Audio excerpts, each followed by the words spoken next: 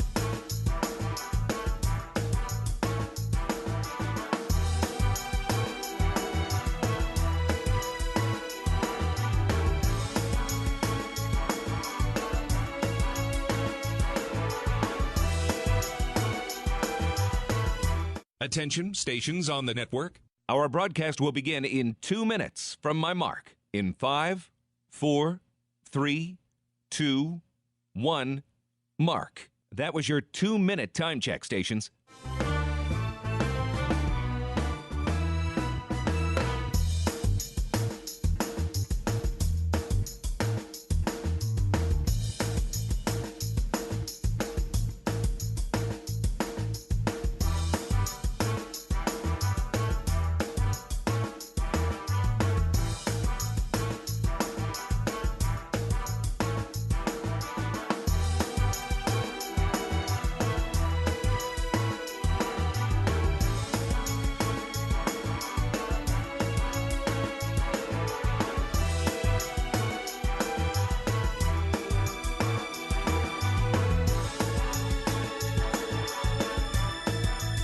Attention, stations on the network. Our broadcast will begin in 1 minute from my mark.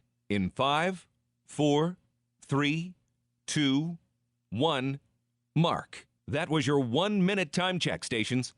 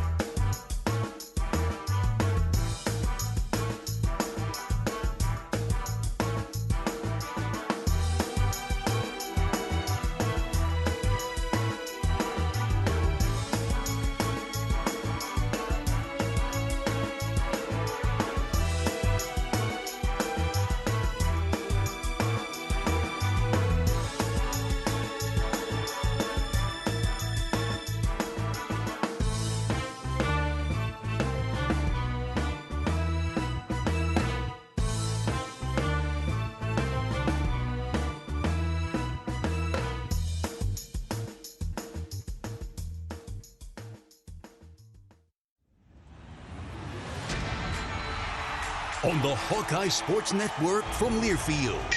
This is Hawkeye Baseball. Iowa Hawkeye Baseball is brought to you by Bud Light, proud sponsor of Hawkeye Athletics. Easy to drink, easy to enjoy. Hy-Vee, where there's a helpful smile in every aisle. Iowa Corn. You might think Iowa just grows corn, but the truth is, corn grows Iowa. Brought to you by Iowa's corn farmers of the Iowa Corn Growers Association and the Iowa Corn Promotion Board. Also brought to you by Oak Knoll Retirement Community and by University of Iowa Healthcare. Changing medicine, changing lives. Hawkeye Baseball is on the air. From the campus of the University of Iowa, it's baseball time in Iowa City. Live from Duane Banks Field, Iowa baseball takes on its rival to the north, the Minnesota Golden Gophers, in the middle game of this weekend's series. Good afternoon and welcome to the broadcast booth at Banks alongside my fine color analyst John Evans. I'm John Leo.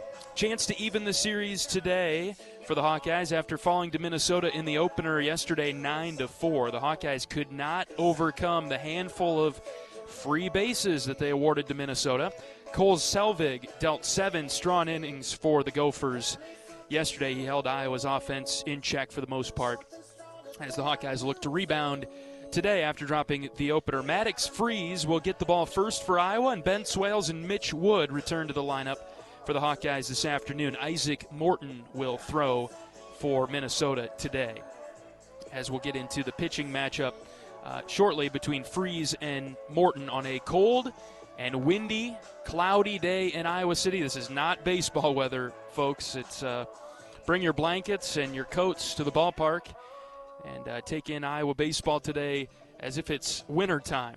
Still a winnable series, but it has to start today in a crucial clash in the Big Ten. It's the Gophers and the Hawkeyes. It's Minnesota and Iowa, live from Duane Banks Field in Iowa City, with first pitch coming up in about 30 minutes. Iowa taking in and out right now, trying to stay warm. Everybody's got sleeves on today. Weather conditions pretty miserable out there in Iowa City today. Yesterday we dodged some rain.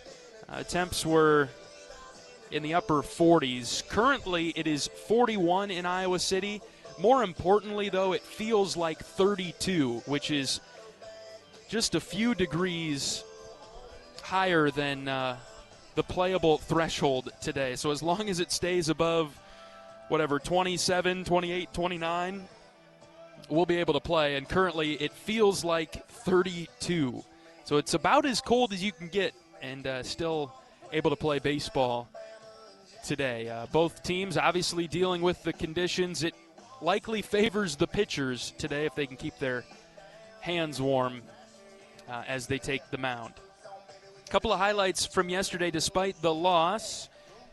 Cooper Schulte with the home run. Gable Mitchell had 2 key base hits for Iowa yesterday. Minnesota won the game 9-4, but let's relive the highlights. 1-1. Gable hits in the air to left field. Back goes Lippy, still running back. He's at the track, he's at the wall, and it's gone! Gable Mitchell, solo shot. It did get out of here to left. It's a home run for Gable. Schulte hits one high to left. Back goes Lippy, still running. Track, wall, and it is gone. Moonshot home run for Cooper Schulte to lead off Iowa's 5th, and it's 6-2. 1-2. Gable lines into left field, into the gap, and it's down for a base hit. Geffrey scores. Here comes Strohmeyer. He scores. It's a double to left center, and the Hawks are within 3. It's 7-4. Minnesota would get a couple more the following inning in the 8th and win the game 9-4. The Gophers with 9 runs on 9 hits. The Hawks with 4 runs on 10 hits. 1 error committed by Iowa yesterday as Minnesota won it 9-4. Iowa walked 10 Minnesota hitters. Minnesota walked none. You don't really need to go much deeper than that. The free bases hurt Iowa yesterday, and the Hawkeyes have run into a little bit of trouble with that lately. We'll hear from Coach Heller in a moment, but there was a significant portion of the year where Iowa had done a great job limiting the free bases. not giving too much to the opponent. And, okay, yeah, maybe got beat on a couple of occasions with teams spraying it all over the ballpark, but not giving the teams extra bases in front of those hits, as Iowa's pitching staff this year geared more towards pitching to contact, less of a strikeout bunch. And so that makes the walks, the hit batters before giving up major damage even more important. And for a majority of the season, Iowa's been very good at that. But once we turn the corner into conference play, especially with that Michigan State series, the free bases have started to really pick up.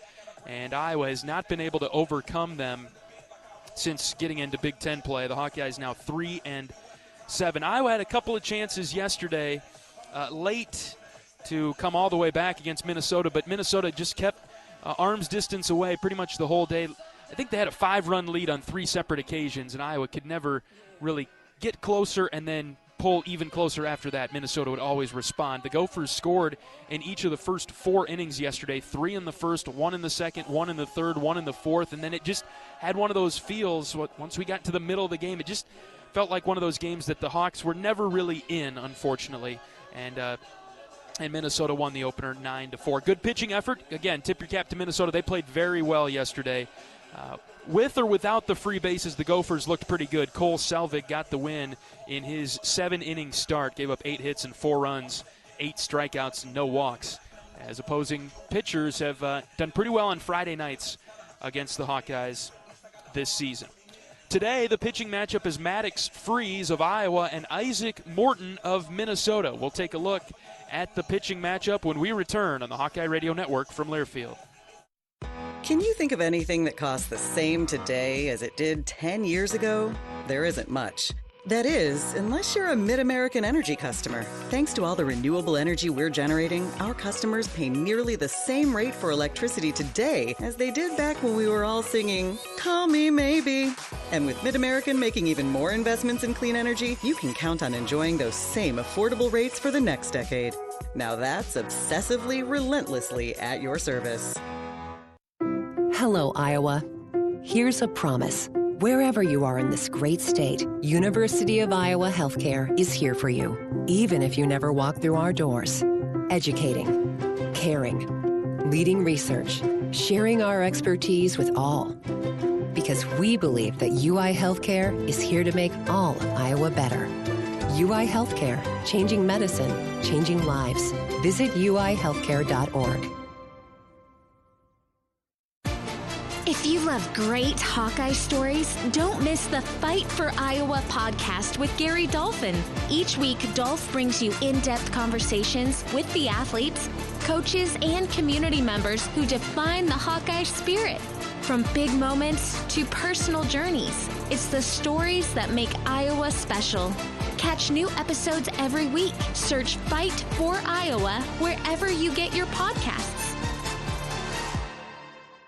You asked for all the extreme internet performance at an all-in price, and we listened. Get 1 gig internet with a 2-year price lock and everything included. Unlimited data for non-stop streaming, powerful Wi-Fi for enhanced coverage, built-in online threat protection, and internet equipment. All for just $65 a month for 2 years. It's the extreme 1 gig internet deal you asked for. Call 844-4FASTER or visit extreme.com for details. Offer available to new customers only. Price doesn't include one-time charges, tax, and government fees.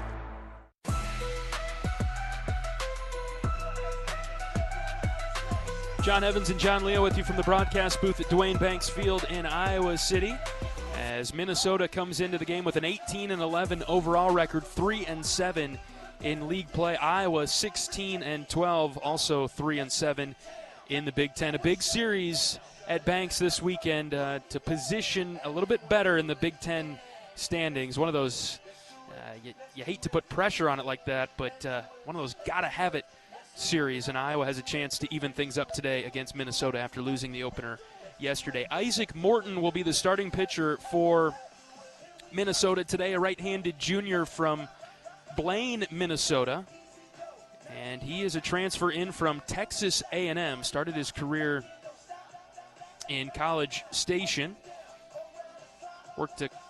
spent 2 years there, appeared in 10 games with 4 starts as a freshman, had 2.87 ERA, had a 2.45 ERA last year, but only 3 appearances for him. down at Texas A&M. This year, Morton is 3-2 with a 3.89 ERA. 37 innings pitched for him, 29 hits allowed. He's given up 16 earned runs, 78 strikeouts, and 14 walks.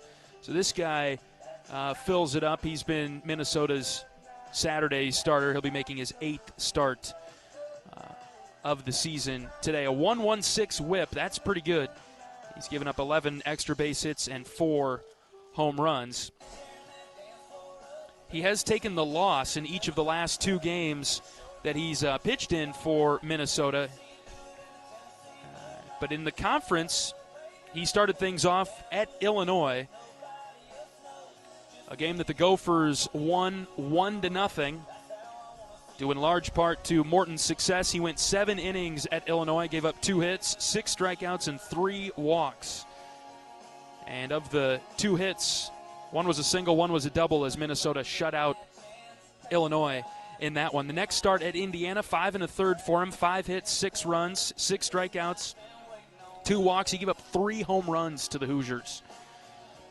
He's given up 4 home runs all year. 3 of them were to Indiana, a game that the Hoosiers won 7-2. And his last start against Ohio State, also 5 1/3, 4 hits, 4 runs, 5 strikeouts, and a walk. Against Northeastern, way back on February 22nd, he went 2 1/3, his shortest start of the season. Aside from that, though, this guy makes it 5+.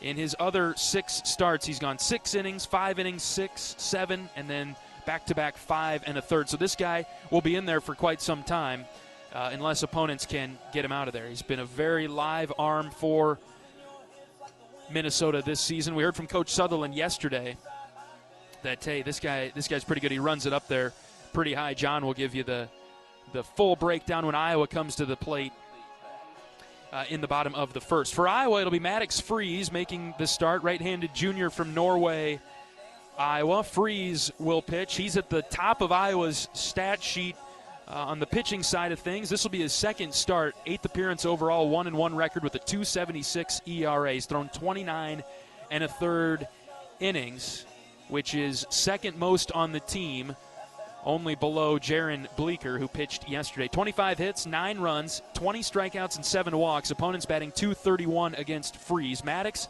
has got that good changeup, which could come into play today if he can keep it down against this Minnesota offense. The wind conditions today, wind blowing over and out to right. We'll hear the official wind report from Coach Heller. But really anything to left, going to take a monster hit to get it out there. Straightaway center will be pushed to right. If you hit it into the right field corner, you got a shot to get out of here today. Freeze, it feels like a good matchup for him today, considering the weather conditions, considering how he pitches to contact. Hopefully he can force a lot of ground balls against this Minnesota offense. Iowa went TBD today, TBD tomorrow. They go with Freeze today, so that eliminates a possible candidate to who might pitch tomorrow for the Hawkeyes. Maddox has really been a Sunday guy. He did pitch Friday last weekend against UCLA. They're trying to move things around and figure out where the pieces might all come together for this rotation, this Iowa baseball team this year. All right, we'll take a break. When we come back, we'll talk with Coach Heller on the Hawkeye Radio Network from Learfield. Our mission at Oak Knoll is to provide exceptional retirement living and health services through life care. I'm Steve Rowe, CEO. We are a not-for-profit life plan community and have served the Iowa City area for 58 years. Oak Knoll is located near the University of Iowa hospitals and clinics, Kinnick Stadium, Carver Hawkeye Arena, Hancher Auditorium, and downtown Iowa City. Visit our website at oakknoll.com to learn more. We are a proud sponsor of Hawkeye Athletics. Go Hawks! Hawkeye Nation, here's something big. U.S. Cellular is now part of T-Mobile. That means Iowa fans are now on America's largest 5G network, bringing even more strength and coverage to every game day and every day. As the official wireless partner of the Iowa Hawkeyes, we're proud to power every call, every post, every celebration. U.S. Cellular and T-Mobile, better together. The silly moments, the proud moments, even the hard moments. They're what make life remarkable. And they're why Wellmark Blue Cross and Blue Shield is here for every moment. Committed to making healthcare better, more affordable, with more choices for care. And service and coverage that give you peace of mind no matter what comes your way. So you can show up for every tender moment, every brave moment, and every wouldn't miss it for the world moment, knowing that Blue is here for you. Go to Wellmark.com/every moment to find a plan right for you. Want all the benefits of a new Honda for a fraction of the price? It's not a dream. It's a dream deal. Get 0.99% APR financing on certified pre-owned Honda Civics, HRVs, CRVs, and Passports. Backed by Honda's 7-year, 100,000-mile warranty. Every certified pre-owned Honda goes through a 182-point inspection and is reconditioned like new. To get 0.99% financing on certified pre-owned Hondas, search your local Honda dealer today. See dealer for financing details. For well-qualified buyers. Offer ends 4/30/26.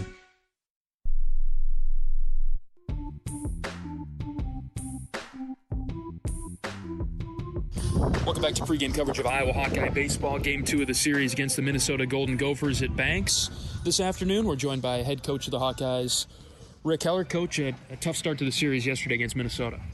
Yeah, it was. We didn't pitch well enough to win, and that's pretty much the story. You give up the free bases that we did yesterday, and then you're facing Selvig, who's a high-quality starter. I mean, he didn't give us anything. He didn't go to a 3-ball count, John, until the 7th inning, and he just pounded the zone with all of his pitches, worked ahead in the count, and then got us to chase with competitive misses after he got ahead, and that's what good pitchers do. I thought we fought hard. Thought we had some good at-bats. I thought, some guys clutched up. Gable hit a home run. Rizzo hit a home run. Hit some balls hard right at him. But we got to win that game 4-3.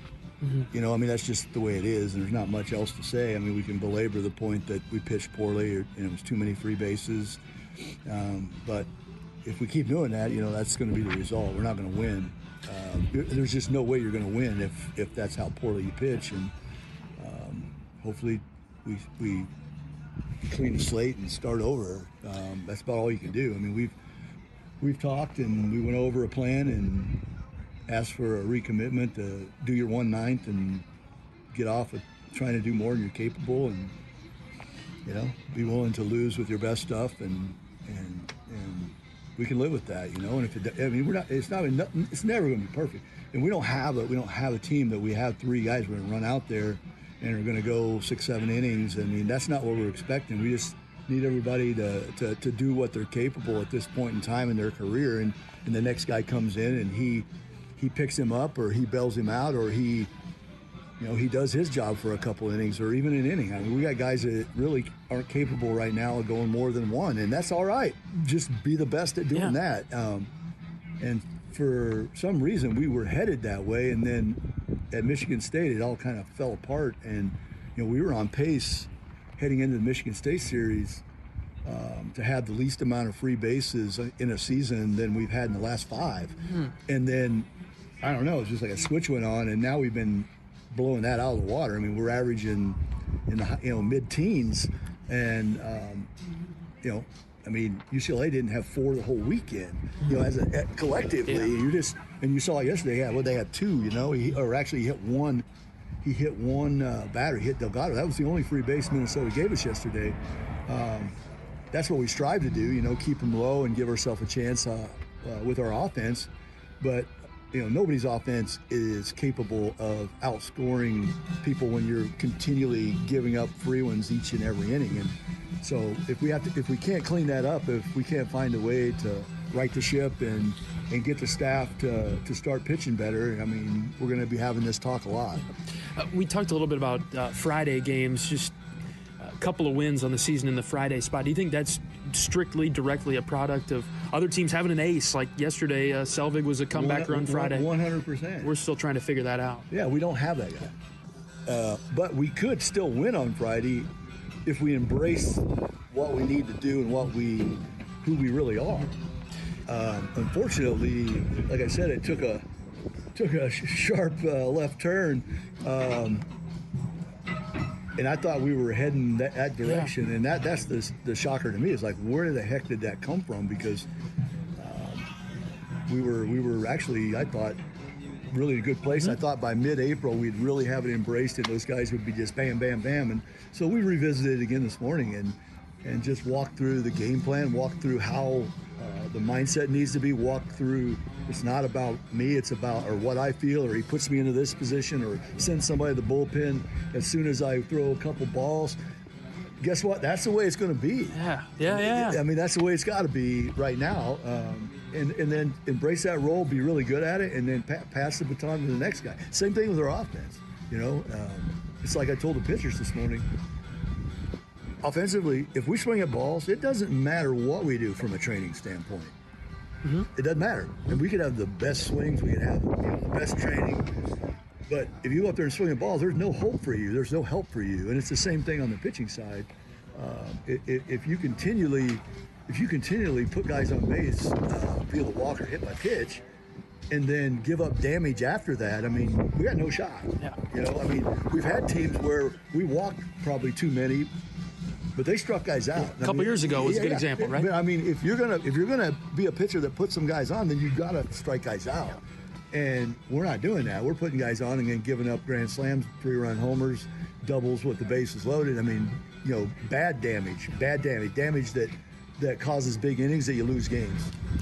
You have a sense of the temperature of the clubhouse right now, Coach, confidence-wise, belief still for this team? I would hope so. Like I said, we had a big meeting this morning with the pitching staff and just got everybody on the same page, hopefully. That's all you can do. I mean, I don't have a magic pill it ultimately comes down to your mental training, and it ultimately comes down to your mental toughness, and it comes down to your actual training in between games during the week.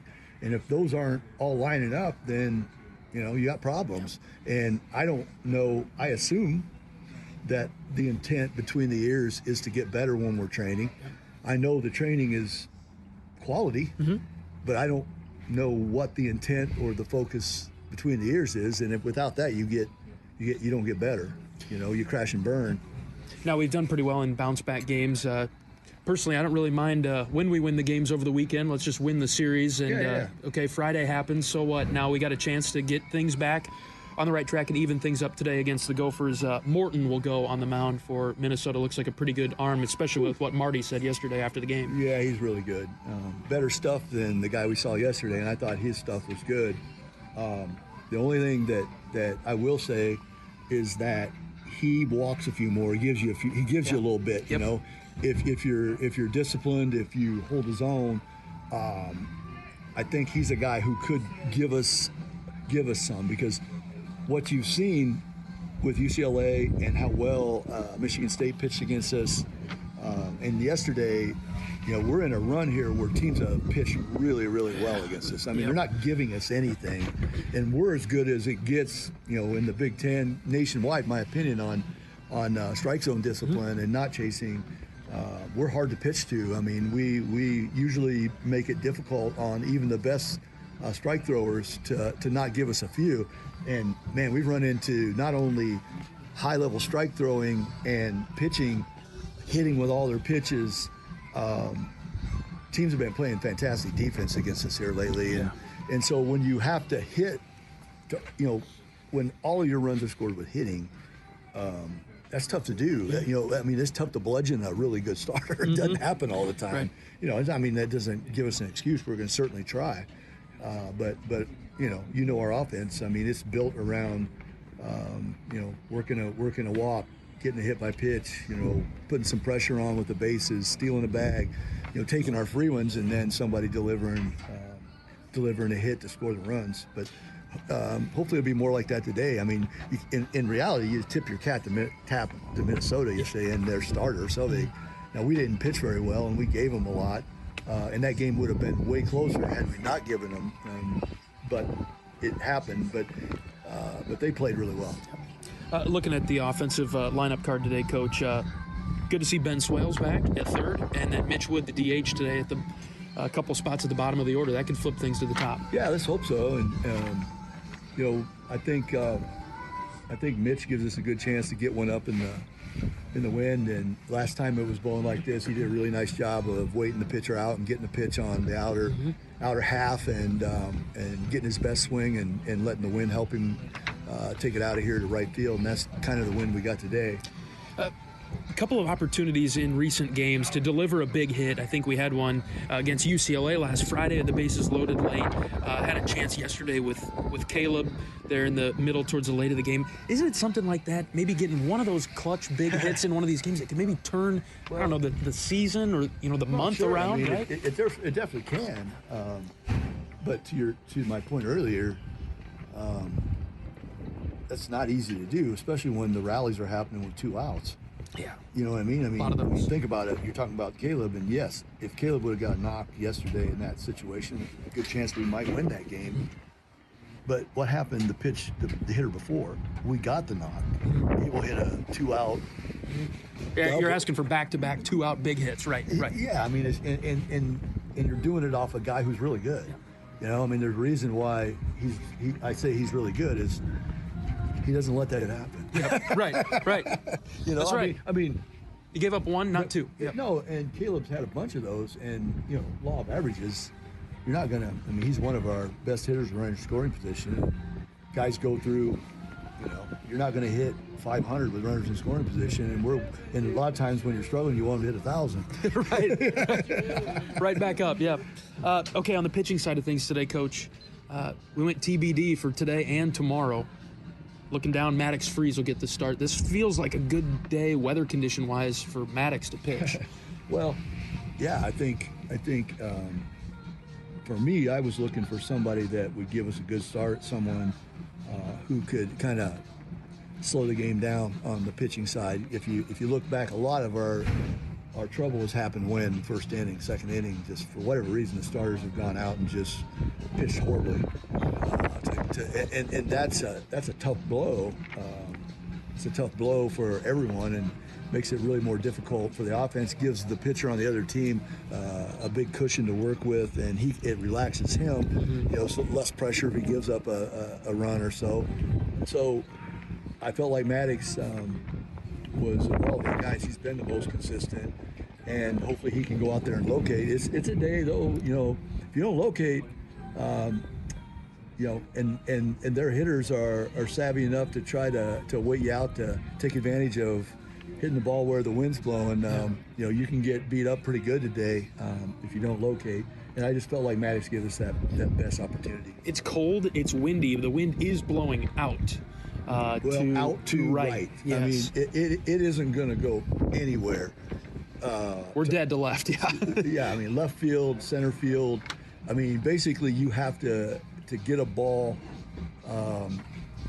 at the just not even in the right center gap. It's even more towards the right center foul pole for the wind to help you. But if you get one up just right, kind of halfway between the foul pole and that spot right in the gap, that ball will really take off today. All right, Coach, looking forward to seeing how the guys compete today against the Gophers. Good luck against Minnesota. Me too. Thanks, John. Head coach of the Hawkeyes, Rick Heller, on our pregame show from Duane Banks Field in Iowa City. We'll take a break, and we'll be back right after this on the Hawkeye Radio Network from Learfield. Despite the unshakable Iowa-Corn Cyhawk rivalry, there is one thing Iowa State and University of Iowa fans can both agree on: getting hyped for Unleaded 88. It's cleaner burning and better for your engine, and it's cheaper than other fuel options, making Unleaded 88 the clear fuel choice. If Iowa Corn Cyhawk rivals can agree on it, you know it's worth the hype. So pump it up with Unleaded 88, grown by Iowa corn farmers.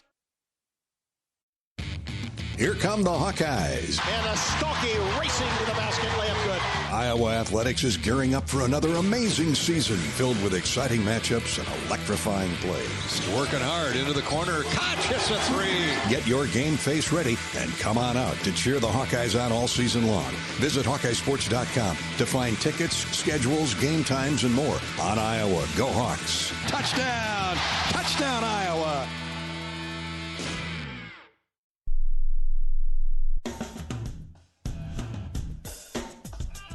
John Evans and John Leo at Duane Banks Field in Iowa City. The Hawkeyes have taken the field as we get set for today's game against Minnesota. We'll take our final break of pregame and be back with starting lineups and first pitch when we return on the Hawkeye Radio Network from Learfield. You power your day with passion and purpose. It's the same for Alliant Energy. We're modernizing the grid, blending new, renewable, and traditional energy sources to meet growing demand safely and reliably. We're rising to the challenge to meet your energy needs today and for generations to come. Visit AlliantEnergy.com/poweringBeyond to learn more. You're a Hawkeye. You named your dog Kinnick and your cat Herky. Your morning alarm is back in black. Yep, you're a Hawkeye. And now it pays to be a Hawkeye with a Hawkeye account from Community Choice Credit Union. Low fees and great perks. Plus Iowa exclusives like your choice of a Hawkeye-powered Visa debit card, Iowa merchandise, and exclusive giveaways. You've spent more time at Finkbine than you have at your office, so we know you're a Hawkeye. Now make it pay with a Hawkeye account from Community Choice. Learn more at HawkeyeAccount.com.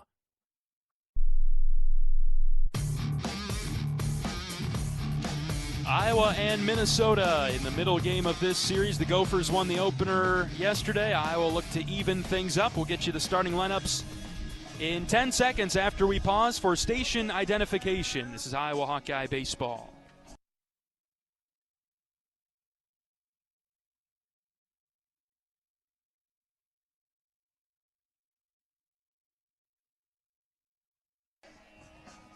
Jack Spanier will lead things off for the Gophers, followed by Easton Richter and Weber Niels. Middle of the order for Minnesota today, Davis Hamilton, Michael Lippy, and Charlie Sutherland. 7, 8, 9 for Minnesota, Jamison Martin, Jack Mosh, and Jack Bello. Back-to-back Jacks at the bottom of the order for Minnesota. Defensively for the Hawks, left to right on the infield, Ben Swales starting at third, Cooper Schultes at short, Gable Mitchell at second, and Caleb Wolf at first. Outfield left to right, Joey Narrett, Miles Risley, and Kellen Strohmeyer. The starting catcher is Carter Geffrey today. And Iowa's starting pitcher this Saturday afternoon is Maddox Freeze, right-handed junior from Norway, Iowa. 1-1 on the season with a save in his 7 appearances. .276 ERA, 109 whip in 29 and a third innings. 25 hits, 9 runs have all been earned. Walked 7, struck out 20. And as we've talked about, the horse still has bruise marks from where we were hitting it yesterday. That's the big thing. The big difference in yesterday's game was the free bases that the Iowa pitching staff gave up. So really important today on a day that would seem to be very difficult to score runs to not give a bunch of free base runners. Spanier, the leadoff hitter for Minnesota in the right-handed batter's box. First pitch from Maddox Freeze is at the knees for strike number 1. We are underway right on time at 2:02. Good start for Maddox. Spanier, tough guy to get out yesterday. Iowa walked him 3 times, gave up a double to him as well. And as John mentioned yesterday, when Iowa walked him, he scored. So 3 walks, 3 runs scored for Spanier, the starting shortstop for Minnesota.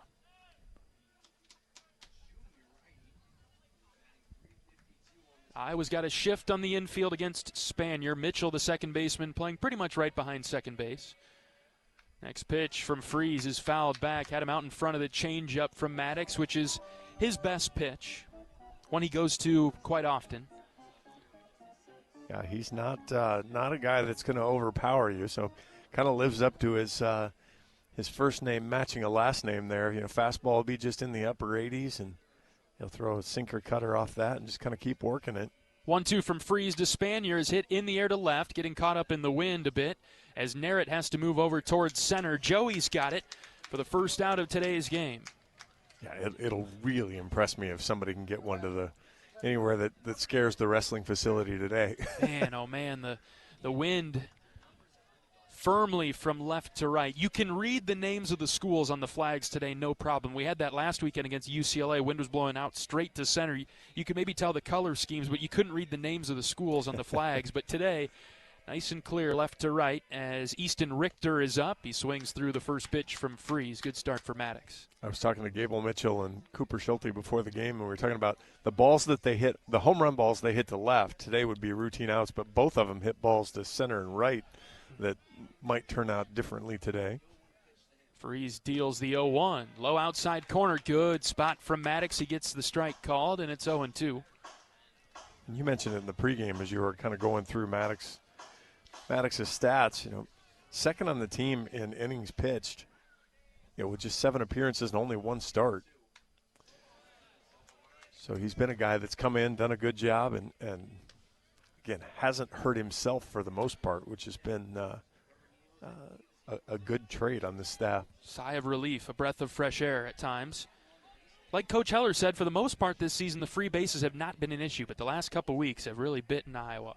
0-2, dropped low, below the zone. It's 1-2. Freeze has a couple of really strong outings against Oregon State, probably his best one. 5 1/3 against the Beavers, gave up 3 hits, no runs. Next pitch fouled back to the screen. Very good outing for him against Oregon State. Unfortunately, Iowa could not come back and win that game. Iowa lost to Oregon State 4-3. His last outing against UCLA went 5 innings, 2 hits, no runs. He struck out 6. So against 2 of the better teams in the country, Freeze has been sharp for Iowa. Change up downstairs, 2-2 now.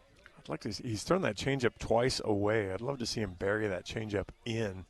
See if he can get him to swing over top of it. Yeah, I'm with you, John. I think Richter might be laying off because it's outside, not necessarily because it's low. 2-2 now. Maddox from the windup pitches. Here's a fly ball to left. Narrett tracking it, comes forward a few steps. Joey's been busy to start the game. He makes a couple of grabs, 2 down in the first. Brought that changeup in just a little bit, and to your point then, he got at least the swing and the soft serve out to Narrett. I did ask Joey before the game, too. I asked him if the wall was okay from where he ran into it yesterday. He said he thought it was all right. He said he never did actually catch the ball. It just went off the top of his glove. Didn't quite get there.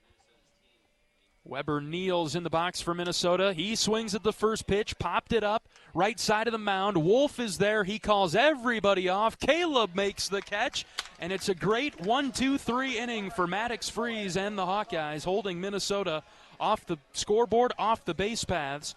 And as we go to the bottom of the first, Gable Mitchell will be the first Hawkeye in the box when we return on the Hawkeye Radio Network from Learfield. Our mission at Oak Knoll is to provide exceptional retirement living and health services through life care. I'm Steve Rowe, CEO. We are a not-for-profit life plan community and have served the Iowa City area for 58 years. Oak Knoll is located near the University of Iowa hospitals and clinics, Kinnick Stadium, Carver Hawkeye Arena, Hancher Auditorium, and downtown Iowa City. Visit our website at oakknoll.com to learn more. We are a proud sponsor of Hawkeye Athletics. Go Hawks! Save time when you shop online with Hy-Vee. Hy-Vee makes it easy to order groceries online through our app or Hy-Vee.com. Pickup is always free. And if you have a Perks Plus membership, you get free delivery and free express pickup. Shop online with Hy-Vee and you can create and save grocery lists, shop the sales, and get fuel savers. Talk about convenient. Order groceries online today. Check out Hy-Vee.com or download the Hy-Vee app.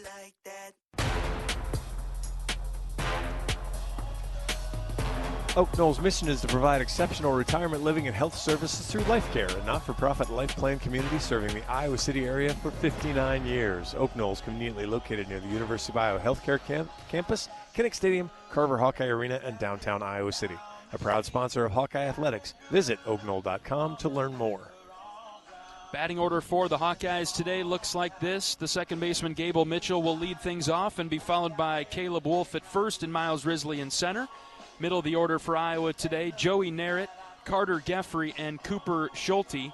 7, 8, 9, Kellen Strohmeyer, Mitch Wood, the DH, and Ben Swales. Good-looking lineup for Iowa today, as the Hawkeyes will be taking on Isaac Morton, the pitcher for Minnesota, right-handed junior from Blaine, Minnesota, and by way of Texas A&M, where he spent his first 2 years. 3-2 on the season in his 7 starts with a 3.89 ERA, as you mentioned it. He eats innings, 37 innings pitched, 29 hits, 19 runs, 16 of those are earned, only walked 14 while striking out 36. Opponents hitting .218 against him.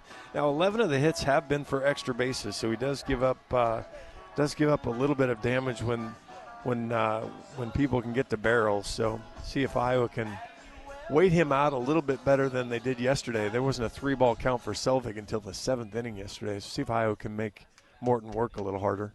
Mitchell in the left-handed batter's box and ready to roll. First pitch to him is across for a strike. At 94, Gable took it. Probably, Coach Sutherland said he can hit set 97, but probably won't see that today with what it is. But he might have that in the tank if he really needed one. 0-1.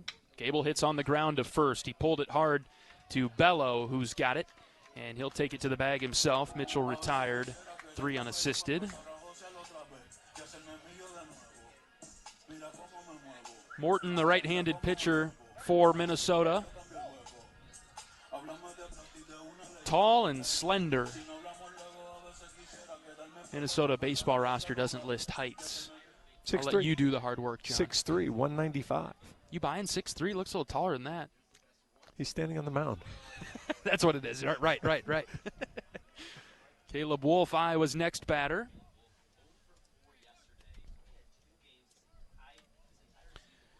Back-to-back left-handed hitters in the box for Iowa. Morton ready. Here comes the 0-1.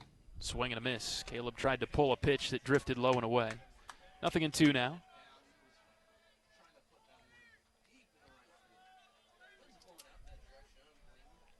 No score, bottom of the first.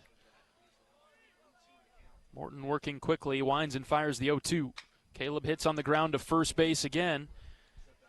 Bello is there to make the play. And Mitchell and Wolf both bounce out to the right side. 2 down. 3U twice. That's a new one. And a pop out to the first baseman in the first inning. So we've had the putouts to first base aren't necessarily unusual, but all of them three basically unassisted are a little strange. Miles Risley up now. First pitch inside. Had a little tail to it. And ran it in on Risley. Patient hitter for Iowa.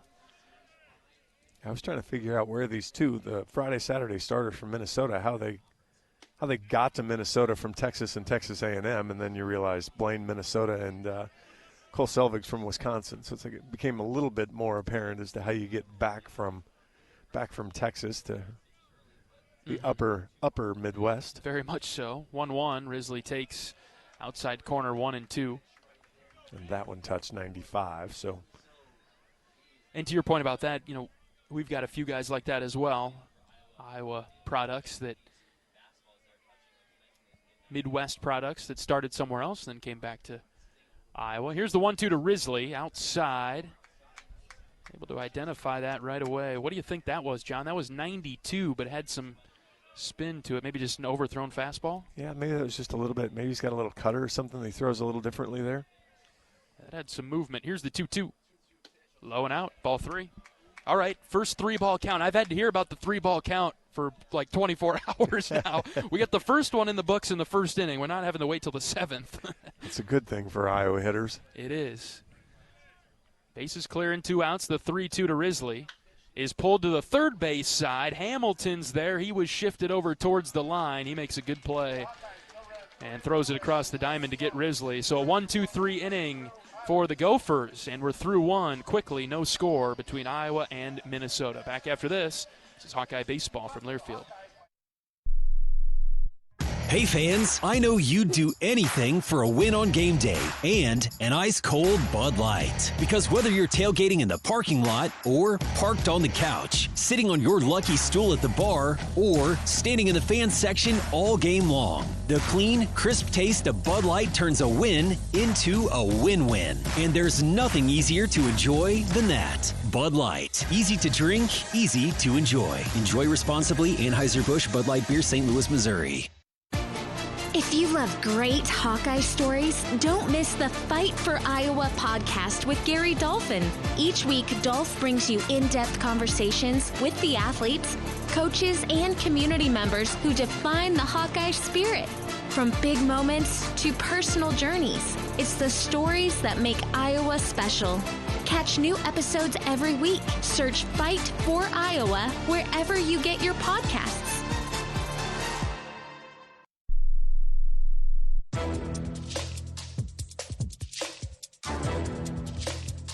This copyrighted broadcast is an exclusive presentation of Learfield under the broadcasting rights granted by the University of Iowa. Reuse of this presentation is prohibited without the expressed written consent of the university and Learfield. Announcers are provided by Learfield and approved by the university. Hawkeye Baseball is brought to you by Riverside Casino and Golf Resort. Stop by today for a relaxing massage at the spa, fine dining at Ruthie's Steak and Seafood, and so much more. Visit Riverside Casino and Golf Resort today, located minutes south of Iowa City. Davis Hamilton will lead things off for the Gophers, cleanup hitter and starting third baseman. A couple of doubles yesterday early in the game.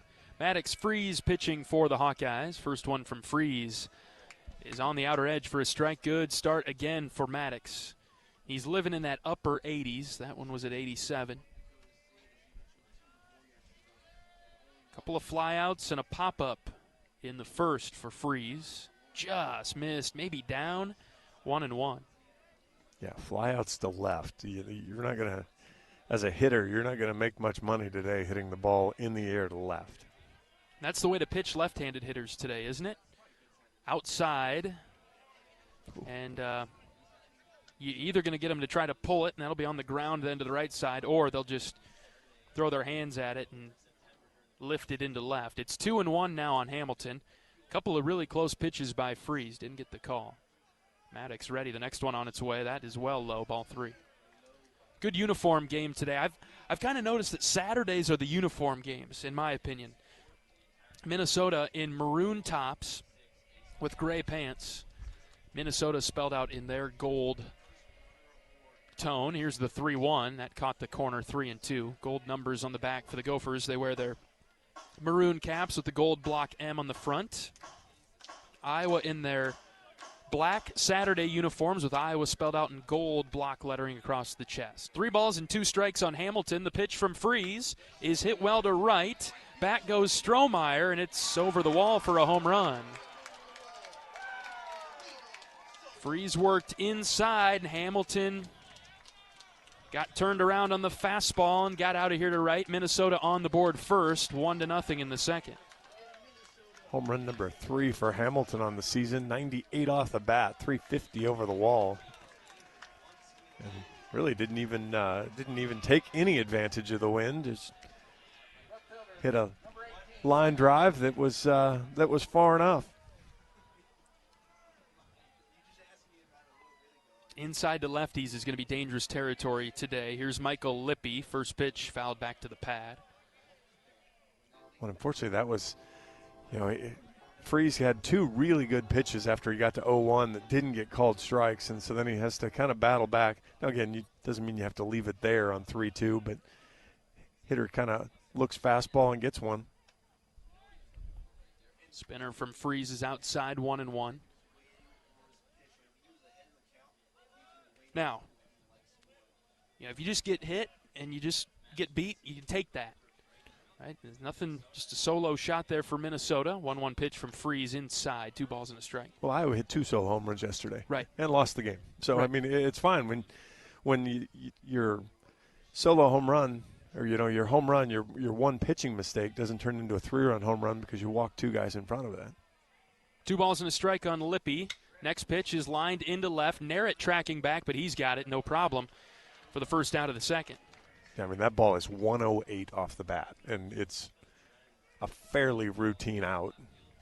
Joey had to hustle a little bit, but Joey quit moving, and so I was afraid that it was angling to go over his head, but then, no. Yeah, the wind knocked it right down to him. So 108 couldn't even cut through that wind. Another left-hander in the box for Minnesota. This is Charlie Sutherland. He was the DH yesterday for the Gophers. First pitch swinging he skies one to right. Wind blowing it back a little bit, but Strohmeyer looking up into the overcast skies. He's able to make the catch in front of the track for the second out. Yeah, again, Minnesota elevating quite a few pitches here, but ballpark holding most of them. Yeah, to right center field even. I mean, and Coach Heller may have talked about it. And we talk about the turf, you have to really hit the ball at the one piece of turf over there on right field. If it gets to 2, it'll have 1.5 maybe you'll get out, but anything to 1.5 plus to 3 isn't getting anywhere. Sprawling out from home plate, there are 7 stripes of turf that go all the way out to different colored stripes. Dark green in the corners, lighter green in the middle and the gaps. And so, yeah, if you're on the, 5.5 to 7 stripe over there to right, maybe you got a shot. Not sure where that one missed from Freeze to Jamison Martin. Must have been just low. Looked good from up here. It's 2-0. Couple of outs in the inning. The bases are empty for the Gophers. They lead at 1-0. Good pitch from Freeze. He spun Martin into the turf, 2-1. Yeah, that's a good pitch on 2-0. Didn't give in with a fastball.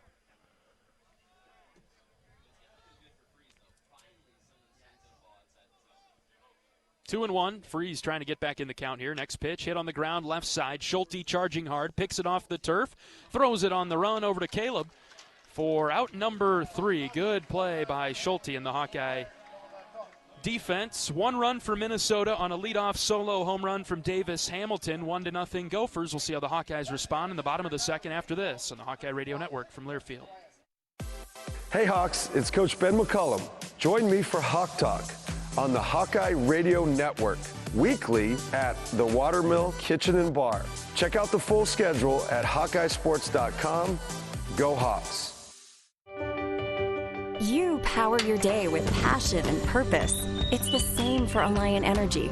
We're modernizing the grid, blending new, renewable, and traditional energy sources to meet growing demand safely and reliably. We're rising to the challenge to meet your energy needs today and for generations to come. Visit AlliantEnergy.com/poweringBeyond to learn more.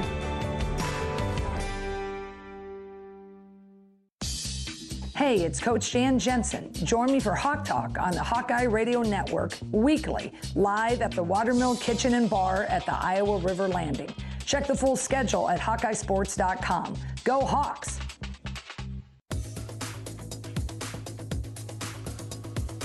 Hawk fans, experience your home away from home at Coralville's finest all-suite hotels. Homewood Suites and Home to Suites by Hilton each offer guests spacious suites, complimentary breakfast, 24-hour fitness center, pool, hot tub, guest laundry, and convenient locations. Let their warm and friendly staff take care of you and your family when you visit Hawkeye Country. Bottom of the second inning in Iowa City, Joey Narrett, Carter Geffrey, and Cooper Schulte are due up for the Hawks. Trailing Minnesota 1-0 after a solo home run led off the top half of this inning. Community Choice scoreboard, Maryland and Ohio State tied at 12. Ooh. Bottom of the 6th inning. Ooh. Windy day in Columbus or what? Ooh, I don't know. I guess the good news about being in Columbus would be inside. It's a good place to start for us, yes. We're right in front of the windows with 100 other people around, but here's Joey Narrett sending a one-hopper to short. Bare hand play by Spanier, and he throws it over to Bello to retire Narrett. That was a blooped spinner off of Joey's bat. Yeah, 51 mile an hour off the bat. Not an easy play either, because he had to let that ball land, and by letting it land, with that much spin on it on the turf, it could end up in a lot of different places. Fortunately for Spanier, easy spot to grab, and he really did need to handle it with the bare hand as Narrett was hustling down the line. That brings up Carter Geffrey, right-handed power hitter for the Hawks. Slider down and away for a ball. Morton pitching for Minnesota. Set the Hawkeyes down in order in the first. A couple of ground outs to first, then a ground out to third.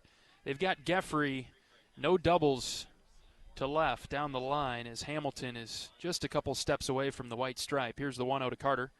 Outside and low. You say that, though, but the left fielder shifted well over into almost left center field, and the center fielder is shifted kind of onto the eyebrow of the Tiger Hawk there into right center. So there's a lot of room into left center field. 2-0 to Geffrey, way outside ball 3. It would have to be in a non-traditional location then maybe for Carter. He won't be able to pull much right down the third base line for Hamilton, who's over there. But yes, you're right, John. In the outfield, they've got him oddly shifted, in my opinion. Yeah, he'd have to elevate. Now, he's pitched him away the first three pitches. Now that one came back in to get the first strike. But, yeah, if Carter could just elevate one over third base, there's a lot of room to run and rattle around in the corner there. Yeah, it still might be no doubles. It might be a triple if he gets one over third. 3-1, Geffrey hits back to the pitcher, and high throw to first. It goes over the first baseman's head, and now Geffrey's taking off for second. He'll get there. I'm surprised the play wasn't stopped because I thought that went off of Geffrey's foot. He actually stopped halfway down the way to first. Well, here's the real irony to this. Coach McDevitt was not going to come out of the dugout and complain about the ball being off Geffrey's foot until his pitcher threw it away. And now all of a sudden he's going to ask the question of, did it hit his foot? And the umpires will come together then. What do you think, John? I thought it was off his foot. I thought it was too. I obviously can't see that angle from here, but certainly the way he reacted, it seemed that way. And Carter was slow out of the box and then had really pulled up halfway to first. And then, yes, as John said, Morton airmailed it over Bello and then winds up at second. And the umpires are going to huddle, not agree with him, and he's going to have to challenge. Yes. That's exactly what's going on now as a couple of the umpires will jog over to the first base side. Is that what they've been doing this whole time? You know how we used to talk about it, especially last year, where the umpires would get together and talk forever and ever and ever and then finally go to the review? Is that what it is? It's like, hey, can we come to an agreement that maybe we agree with the other coach so that they don't have to burn a challenge? Is that what that's been this whole time? Yeah, I mean, it virtually never happens that all of a sudden they're like, oh, yeah, I saw that clearly. What were you thinking, man? Right. I mean, and it's part of what it's what the challenge system allows for. But again, I find it funny. Coach would have never been out of the dugout. Coach Heller would have been out of the dugout asking the question, but because the ball got thrown into right field, who asked the question changed. Yes. This could be a nice little break for Iowa. I'm not necessarily saying, because I don't have access to the review, that we'd be granted a call or anything, but could be a nice break for the Hawks if this is inconclusive, possibly. Well, always better to have the call go your way and have to have firm proof to flip it over. Appreciate you joining us on the Hawkeye Radio Network this Easter weekend. No busy time. A lot of folks in the car traveling today, getting ready for the holiday weekend. Love to know where you're listening from. You can find us on Twitter, John Leo 38, John E. Golf, my partner that I'm so glad to have back sitting to my right nowadays. AJ's listening on his drive. Thanks for tuning in to Iowa Hawkeye Baseball this weekend, AJ. We've got some pretty loyal listeners out there. You can count on several of them to let us know that they're listening. We appreciate the support. Trying to get this season geared up in the right direction. The Hawks 16-12 and 3-7 in the Big Ten, finding its footing here this season. Umpires have emerged. Let's see what the call is. Can't hear anything, so we got to wait for the signal.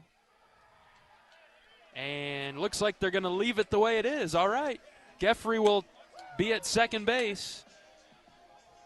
Not bringing him back into the batter's box, and Iowa is in business now in the second inning. We'll take it.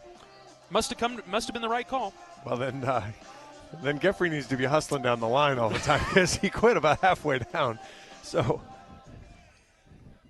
there's a different, you're right on time. Different conversation that needs to be had then. Here's Cooper Schulte. He takes a sharp slider down and away for a ball. That's a really good point, John. We didn't have much time to celebrate it. It's like, all right, Carter, we better run it out next time. Well, I just think he had inside information that maybe they couldn't get on the video. Ball and no strikes on Schulte with Geffrey dancing around at second. The next pitch, Cooper sends up the middle. This is a ground ball fielded by Martin, the second baseman. He throws it over to get Schulte as Geffrey moves up to third, and now it'll require a two-out hit for the Hawkeyes to bring him in. Well, Iowa didn't have very many opportunities for this yesterday, so just good to get kind of into that rhythm early. Give yourself an opportunity, and you don't have to bat 1,000 then if you give yourself opportunities through the game. Early chance for Iowa in this one, trailing 1-0 in the bottom of the second. Here's Kellen Strohmeyer, first pitch swinging and missing. On a good fastball that rode the outer edge. A lot of room on the left side of the infield for Strohmeyer as Spanier, the shortstop, is 2 steps to the left of second base. He just shifted back because I was just thinking. 0-1 is at the knees, taken for strike 2. It's a great spot for Stroh to just take that outside fastball and doesn't have to do anything with it. Just bounce it on the ground through there. Geffrey at third. Strohmeyer in a big hole here, 0-2.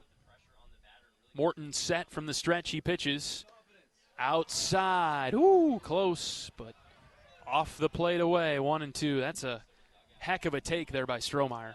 You could see Niels turn the screw just a little bit, just trying to get that glove to snap back in. Very subtle move.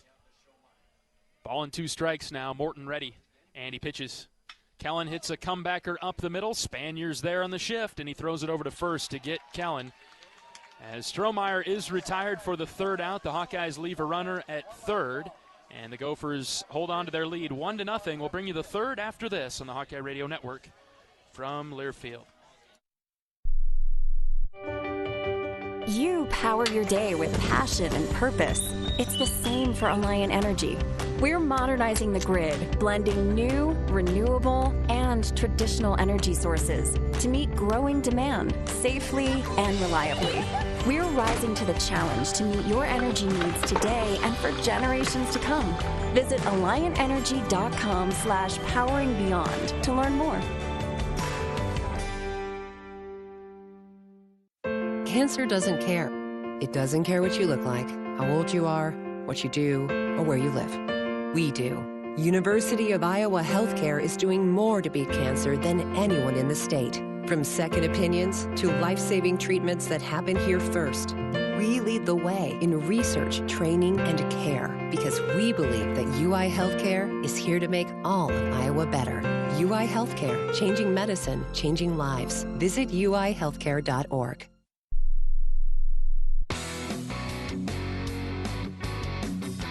University of Iowa Healthcare is here for you no matter where you are in the state, changing medicine and changing lives for all of Iowa and beyond. Visit uihealthcare.org. 891 for the Gophers, Jack Mosh, Jack Bello, Jack Spanier will be the 3 hitters for Minnesota this inning. They're on top 1-0 after the solo home run from Davis Hamilton to lead off the second inning. Iowa put a runner on third with 2 outs in the bottom of the inning, but couldn't get Carter Geffrey across. So Maddox Freeze back out there to try to get back in the warm dugout. See how quickly he can accomplish that for the Hawks. Masha, 243 hitter. He's the DH today, batting left-handed.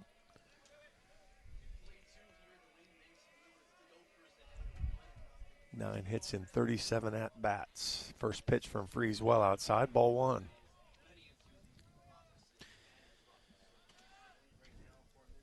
Eight, 9, and 1 here for the Gophers.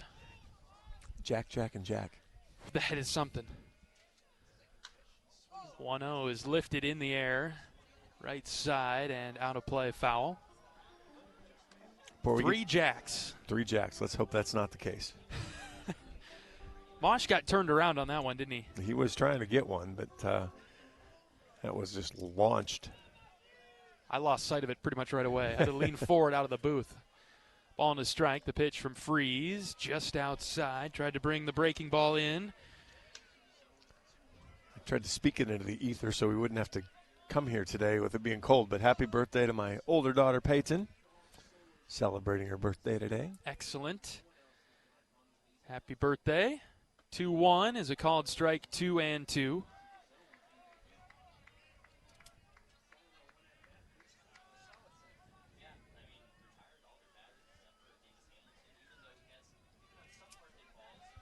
First action that Mosh has seen this weekend, a 243 hitter, the 2-2 from Freeze. Lifted to left, Narrett walks forward, Joey's got it. First out of the third. Fourth fly ball that Joey has had to take care of today. Somewhere in there, continue on this path. We'll have to ask Sammy what an outfield putout record is. Yeah. What do we think for Peyton today? A cake, ice cream, brownies, cookies? I think there's cake in the fridge. Nice. You know what I've been missing this year, John? First pitch. Donut walks? Well, yes, definitely those. You know what I've noticed? I've kind of trimmed down a little bit because I haven't had all the donuts on the road this year, John. I'd rather have you on the road and have donuts, and I'll figure out the rest after that. 0-1 pitch is hit on the ground to third. Swales has it on 2 hops. Long throw across is in time to get Jack Bello, second out of the inning. I ran across some what are those little protein balls. Oh, yeah. Yeah. Didn't buy them, though. I don't think they can match up to the ones that your wife makes. Probably true. Top of the order for the Gophers, Spanier is up. Our friend Bradley texted me, too, that 3 jacks sounds like our putting. You're not a golfer. Nope, so you're going to have to help me out here. But, yeah, when you 3-putt, you 3-jack. And so, okay. Come on, man. So not a good thing. No movies, no golf, no nothing. I got you. One of these days, I'm going to surprise you and pick up at least half of one of them. How about that? I don't think I can half do golf, though. What do you think? You get the terminology somewhere. Mini golf? Mini golf, yeah. Does that count? Ball and a strike on Spanier. Bases are clear for the Gophers in the third with 2 outs. The next pitch from Freeze. Hit on the ground to Swales again. He bodies it up. Going to have to hurry. No play for Ben. He just couldn't collect it. It gobbled him up. Yeah, gave just a little bit of ground there. Tried to hold some space there and still thought he was going to come up with it okay. And then after he bodied it, tried to reach down and just couldn't pick it up with his bare hand. So unable to make the play. Inning continues for the Gophers. Got to watch out now with Richter coming up. 13 doubles and 9 home runs, 30 runs batted in, leading the team in all 3 of those categories. First pitch from Freeze, outside corner, good start. Great pitch from Maddox. Don't want that error to hurt here. 1-0 Minnesota in the third. Just the 16th error of the season, first one for Swales.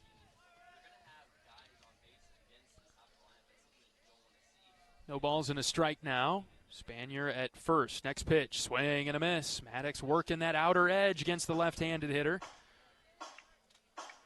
Coach Pearson stepping out of the dugout briefly to help his defense get shifted and aligned properly. No balls, 2 strikes, 2 outs. Freeze from the stretch. Long pause from the belt. Maddox is ready. He brings it home, and he strikes out Richter. Change up, down and away, and he worked him for the first strikeout of the day for Freeze. And the error does not hurt the Hawks. We'll move on to the bottom of the third. 1-0 Gophers. Back after this. This is Hawkeye Baseball from Learfield. If you or someone you know is having thoughts of suicide, experiencing a mental health or substance use crisis, or just need someone to listen, 988 provides a direct connection to free, confidential, and compassionate support. When you call, text, or chat 988, you'll be quickly connected to trained crisis counselors who will listen to your concerns, provide support, and connect you to additional resources if needed. There is hope. You are not alone. For 24/7 support, call or text 988 or chat 988lifeline.org. We love it when the Hawkeyes do their thing, because if there's anyone who can appreciate building a legacy, it's John Deere. We've been growing our team since 1837, recruiting the best thinkers, doers, and makers to craft innovations that outpace the competition. Because whether it's cultivating the earth with a tractor or reshaping it with a 40-ton excavator, the machines we build are building America. Nothing runs like a Deere. At the game or at home, Wimmer's premium quality hot dogs and sausages will score with family and friends. Take the highest quality beef and pork and you get the best tasting hot dog. Wimmer's, the official hot dog of the Hawkeyes. Mitch Wood, Ben Swales, Gable Mitchell due up for the black and gold in the bottom of the third. 1-0 Gophers. Only one hit in this game so far, and it was a Davis-Hamilton home run for Minnesota in the second. The way that top of the third went is exactly, I guess you'd call it complementary baseball. Your fielder makes an error, and then instead of hanging your head or instead of compounding the problem, you strike the next guy out on 3 pitches, and so now you hand it right back to your bats. And so let's keep the complementary part of it going now and have the offense pick up and help here a little bit. Keep doing their thing. Yeah, very good point. Well, we haven't always seen that. We've kind of seen the snowball work the other way in some cases, where we haven't been able to, when the train starts to go off the tracks, we haven't been able to correct and get it back on the tracks. And so good job there from Freese to not let that bother him. Didn't let the runner distract him at first and just went about his business. Mitch Wood is the DH, the 8-hitter. He's into the box for the first time today. Senior, .317 average. 4 home runs, tied for the team lead. Here's the 1-0 pitch to him. Low and away, ball 2. Yeah, in 41 at-bats, so very limited at-bats to rack up that number. Mitch went on a pretty good stretch where he was looking like he was going to take control of the DH spot. Iowa has been a lot more situational in the DH position as Wood sends one right back up the middle and through into center field. No shift on for Minnesota this time, and so that one finds its way to the outfield grass. Leadoff single for Wood. The Strohmeyer's hit was 108 up the middle. That one's 102, but fortunately Spanier wasn't positioned right up the middle. See if Swales bunts here. Yeah, I was just going to ask you that. I think I like the Swales bunt. With the top of the order, Mitchell and Wolf on deck, and Ben's got enough speed. If he positions it properly, he could beat one out. Swales in the box now. First pitch to him. He popped it up right side, swinging away and fouling it off. Swales back into the lineup, starting at third base with a .263 average. Hasn't been the same since his injury at Penn State. Right-handed batter's box. Still think the bunt could be a possibility. The 0-1, he swings over the top of it, 0-2. Gonna have him swing away, I guess. Very capable hitter. Will have to be good with 2 now. Yeah, I wasn't questioning his capability. I was just, on a day that it's just going to be hard to move people around, that get your 2 best hitters. Instead, Swales strikes out on 3 pitches. He was working him down and in on that one. Yeah, those were fastballs too. Didn't work changeups in, worked fastballs in. We'll flip it to the top now for Gable. Mitchell grounded out to first. Wood running at first base. He's got a decent lead over there with 1 out. First pitch to Gable. Fouled off the end of the bat in the air to the left side. Gable batting .391 for the Hawks. .421 with runners on base.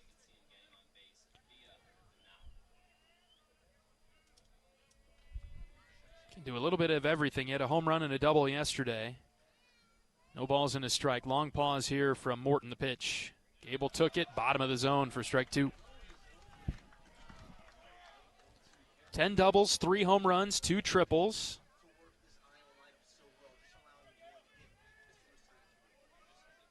Down in the count, 0-2.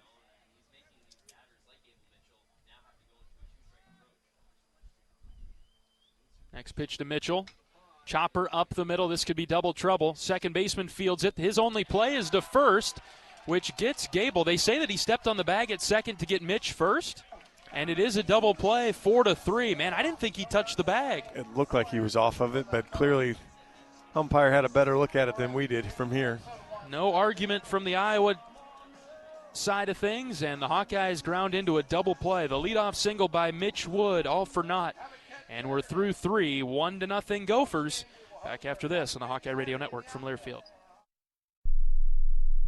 Whether they roll the dough or pour the joe, bake the bread or grate instead, Your team goes the extra mile, and they deserve healthy eyes and a healthy smile. For plans that cover businesses of all sizes, Delta Dental customizes. With employer costs as low as $0, you can offer benefits and be a hero. Affordable coverage is a click away. Visit deltadentalia.com today.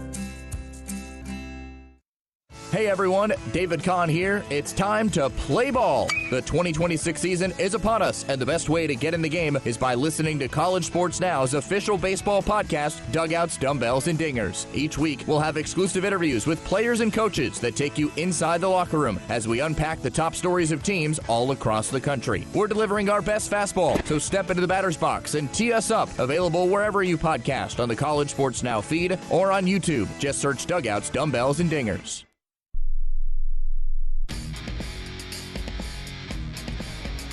Oak Knoll's mission is to provide exceptional retirement living and health services through Life Care, a not-for-profit life plan community serving the Iowa City area for 59 years. Oak Knoll is conveniently located near the University of Iowa Healthcare Campus, Kinnick Stadium, Carver Hawkeye Arena, and downtown Iowa City. A proud sponsor of Hawkeye Athletics. Visit oaknoll.com to learn more. 3-4-5 due up for the Gophers. Niels, Hamilton, Lippy. We're into the fourth now. 1-0 Minnesota.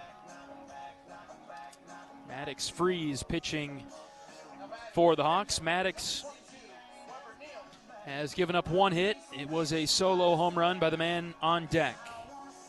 Through 3 innings, 1 hit, 1 run, 1 strikeout. 40 pitches for Freeze through 3.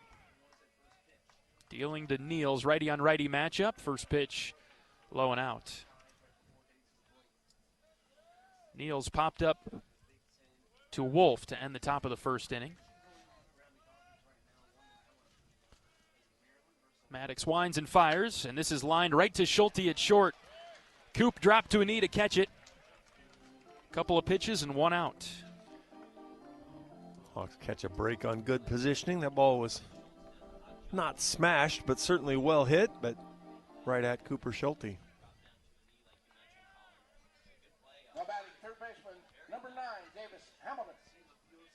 Here comes Hamilton. He has the lone Gopher hit. He put it over the right field wall. Freeze pitching to him now. And a ground ball to the right side. Wolf dives to knock it down, pops up, throws it to Freeze, who's covering. Great defensive play on the right side of the infield by Caleb Wolf. Heads up by Maddox to sprint over there and cover the bag. 2 down.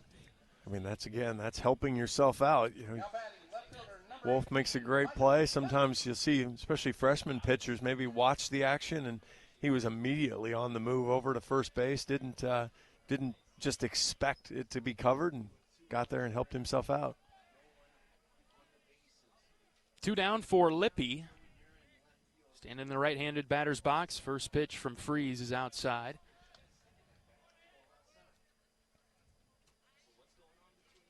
We've seen a couple of nice defensive efforts by the Hawkeyes already in this one. We're in the fourth. Minnesota 1-0. 1-0 is in there for a strike. Lippy flied out to Narrett. Back in the second inning. The Hawks will have Wolf, Risley, and Narrett due up in the bottom of the fourth. The 1-1. Just low. Geffrey tried to pop it up.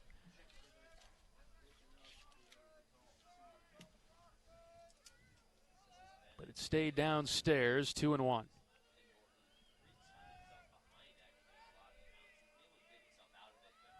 Next pitch from Maddox. Swing and a miss. He had Lippy fooled on that one. Boy, went right back to it again. Lippy couldn't hold off from that one. Back in the driver's seat now with 2-2. Loves that changeup. We'll see if he throws it a third time in a row. Here's the 2-2. Outside and down. Full count now. Maddox has been pretty efficient today, but things are full for Lippy.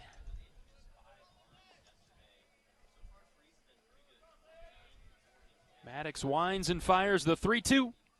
Swing and a miss, and it got through Geffrey all the way to the pad. And so Lippy will get to first. Carter just didn't track it. He heard it thud off of his mitt, but it got through. And so a strikeout for Freeze, but the dropped third keeps the inning going. Boy, Geoffrey was phenomenal yesterday with blocking balls behind the plate. That one right through the 5-hole. And it wasn't in the dirt. It's close, but not, yeah. It didn't bounce. Obviously the swing and everything kind of got him. Runner at first now for Minnesota and 2 outs. Lippy faked taking second, but he stays put. First pitch, strike to Sutherland. Lippy perfect on the year, 9 for 9.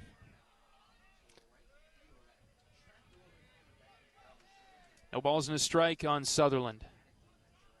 Pickoff move to first. Lippy dives back.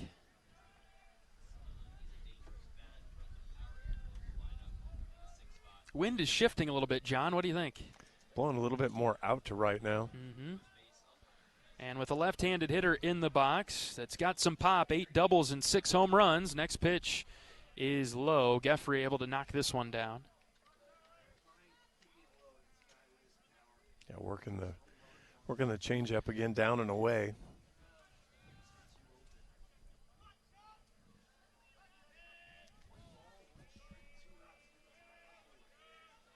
Count even at 1. Lippy with a good lead at first.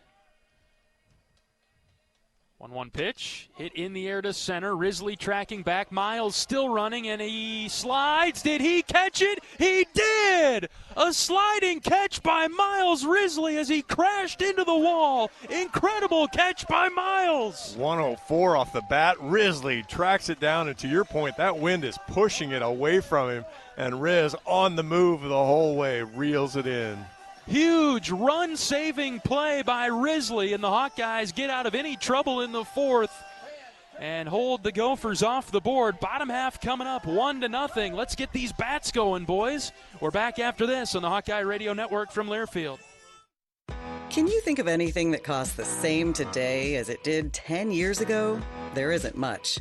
That is, unless you're a Mid-American Energy customer. Thanks to all the renewable energy we're generating, our customers pay nearly the same rate for electricity today as they did back when we were all singing, "Call Me Maybe." And with Mid-American making even more investments in clean energy, you can count on enjoying those same affordable rates for the next decade. Now that's obsessively, relentlessly at your service. You're a Hawkeye. You named your dog Kinnick and your cat Herky. Your morning alarm is back in black. Yep. You're a Hawkeye. And now it pays to be a Hawkeye with a Hawkeye account from Community Choice Credit Union. Low fees and great perks. Plus Iowa exclusives like your choice of a Hawkeye-powered Visa debit card, Iowa merchandise, and exclusive giveaways. You've spent more time at Finkbine than you have at your office, so we know you're a Hawkeye. Now make it pay with a Hawkeye account from Community Choice. Learn more at HawkeyeAccount.com.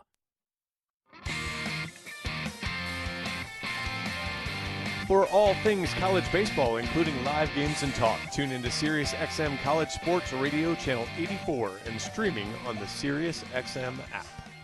Man, really feels like some momentum just switched over to Iowa's side right there after Miles Risley made an outstanding sliding catch away from home plate into the wall in center field, which saved a run for sure and kept the deficit at just 1. At 1-0 as we move on to the bottom of the 4th. This offense trying to chip away on Morton, have had just a couple of opportunities.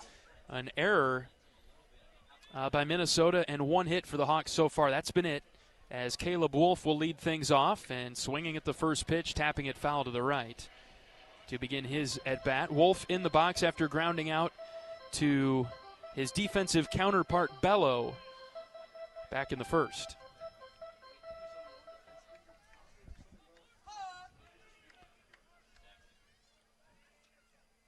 Morton, the right-handed pitcher, deals, and Caleb took it down and in, had a good look at it, dropped in and low, 1-1.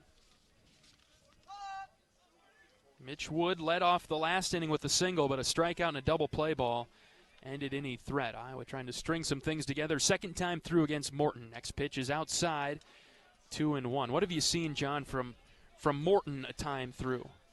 Really done a nice job with the fastball changeup, kind of what we saw from Selvig yesterday. He's mixed in enough sliders, hasn't really commanded the slider as well, but fastball change has kept Hawkeye hitters off balance. 2-1, Wolf hits in the air to left. Lippy is there, he's got it. One down in the Hawkeye fourth. This game's flying by. I'm not disappointed in that. The Community Choice scoreboard has Maryland and Ohio State 14-12 with 32 hits and 5 errors. No thanks. I don't want anything to do with a game like that ever. Hot, cold, rain, or shine. When it comes to baseball, I like good pitching. Good pitching, low-scoring games, everything a little bit more pressure-filled, I guess. Every pitch means a little bit more. In that one, you could probably say, all right, sure, we'll give up 6 runs. I feel like we could score 5 or so after that. Has there been a big inning? No, it was 10-8 after 3.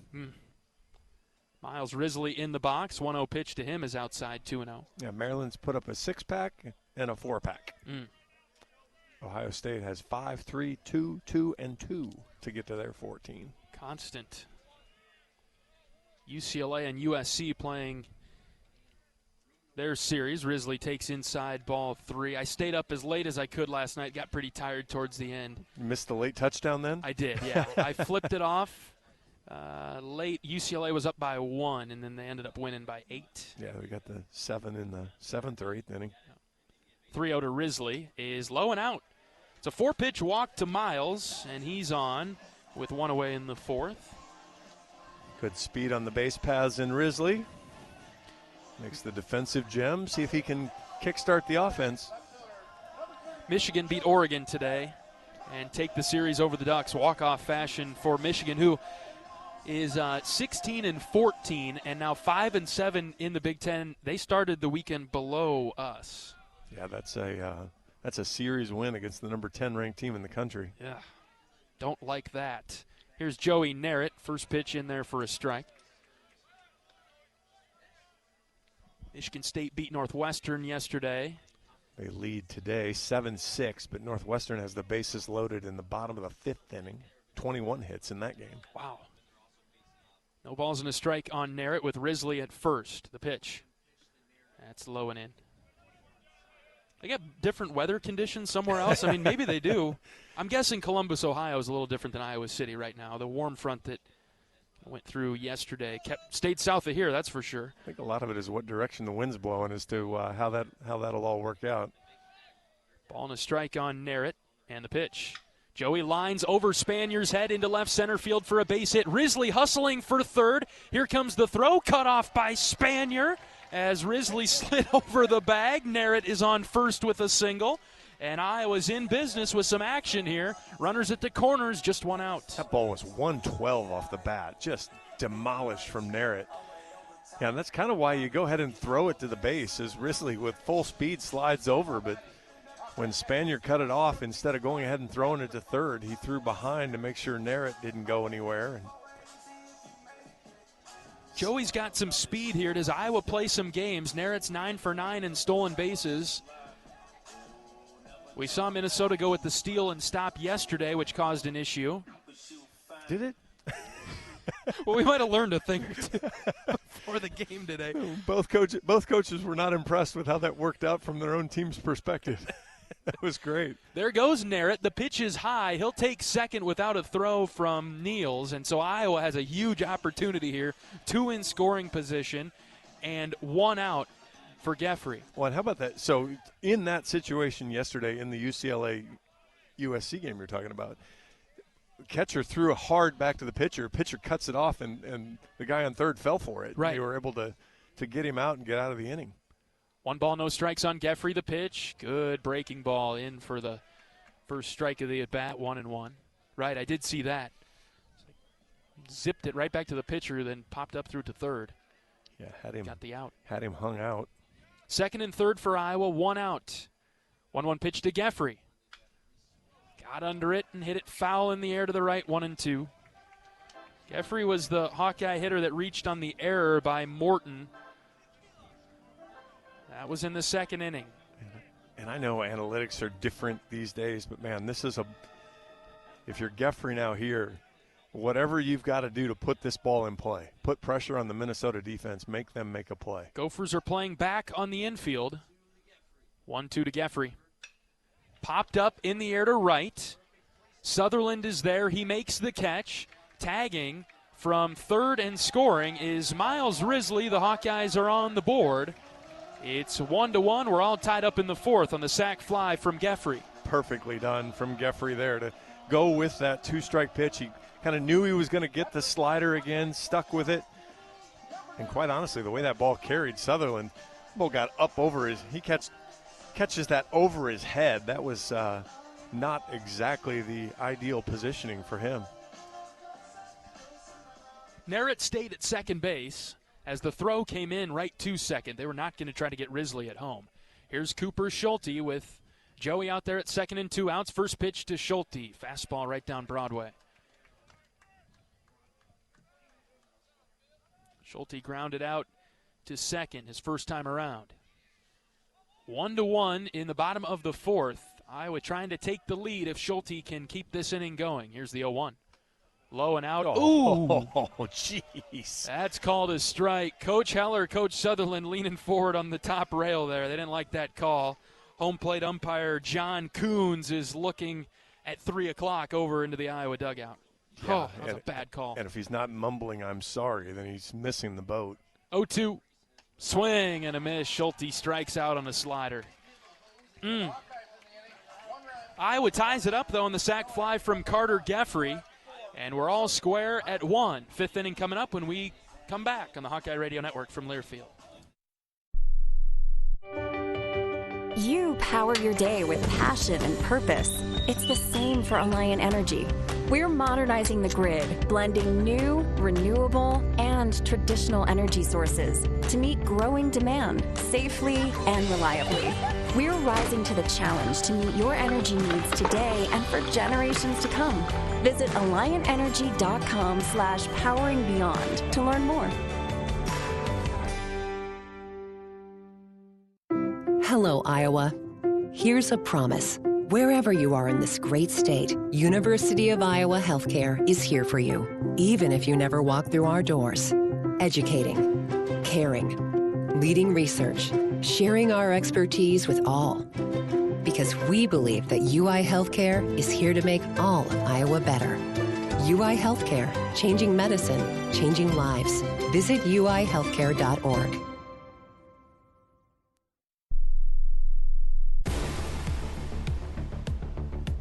New this spring, Brown Deer Golf Club in Coralville has partnered with Bread Garden Market for food and beverage operations. Let the Bread Garden Market staff plan your next event at Brown Deer and create a memorable experience with fantastic food and service. Divots Bar and Grill opens May 1st with delicious entrees for those who golf and those who love a good meal with a view.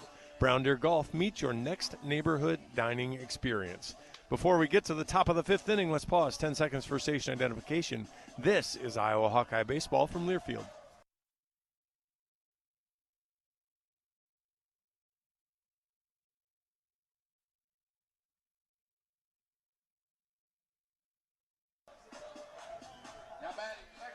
Seven, 8, and 9 due up for the Gophers in the fifth. Moving right along here, 1-1 is our score.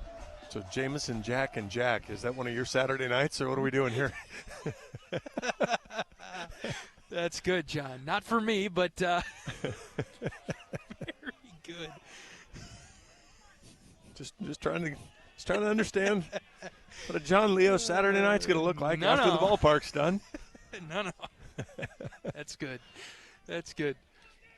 Jamison Martin, the second baseman, is in the box. He's quickly in an 0-2 hole, freezes hat and fool.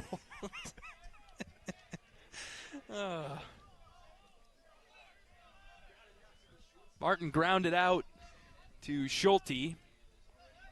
Back in the second inning, Freeze in the driver's seat. Maddox readies and brings it home. Swing and a miss. He struck him out. Boy, just made him look silly on that at bat. And it was a lot of the same pitch, change-up after change-up again. And I like what Maddox has done to just kind of alter the approach here as he's gotten through the order this second time. obviously leaned on his favorite stuff, but he's kind of changed the sequencing of it a little bit and done a really nice job getting through the lineup this time. One out for Mosh. And Freeze deals a strike to start the at-bat. Maddox has thrown 4 1/3, 1 hit, 1 run, 3 strikeouts, no walks, 56 pitches. Well, he's desperately trying to erase one of those TBDs. Here's a fly ball to left. Long run for Narrett. Still coming forward. Joey reaches up at the last moment and makes the catch for out number 2. He wants to take one of those TBDs and get his name, maybe not even penciled in there, get it in pen.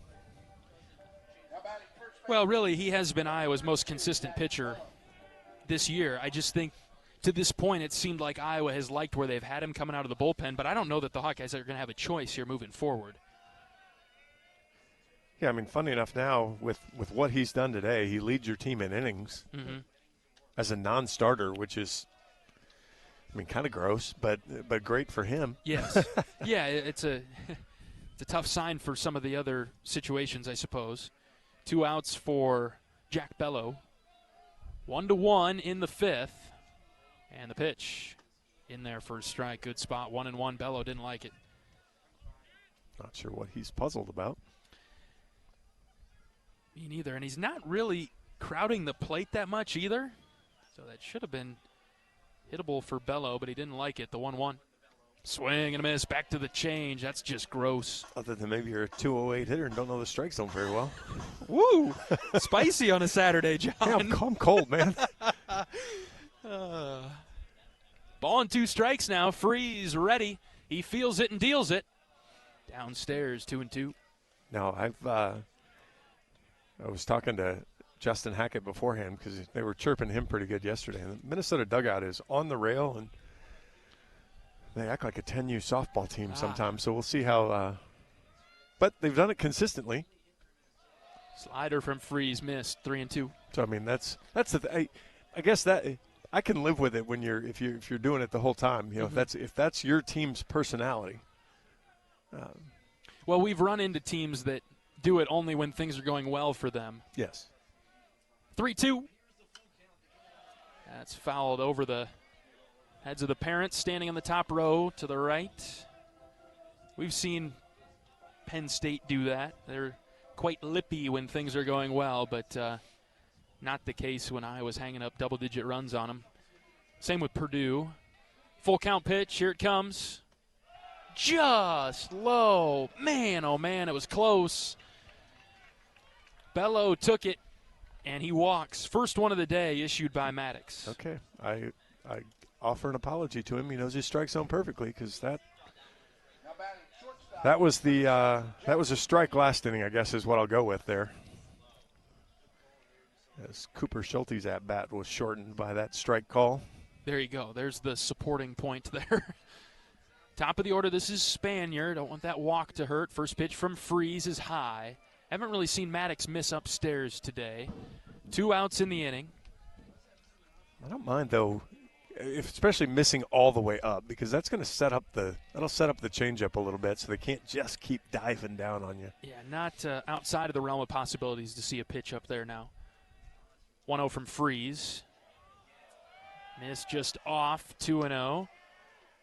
Pretty decent crowd here actually today, considering the weather conditions. There's quite a few Minnesota fans down and to our left. Yeah, they've traveled well.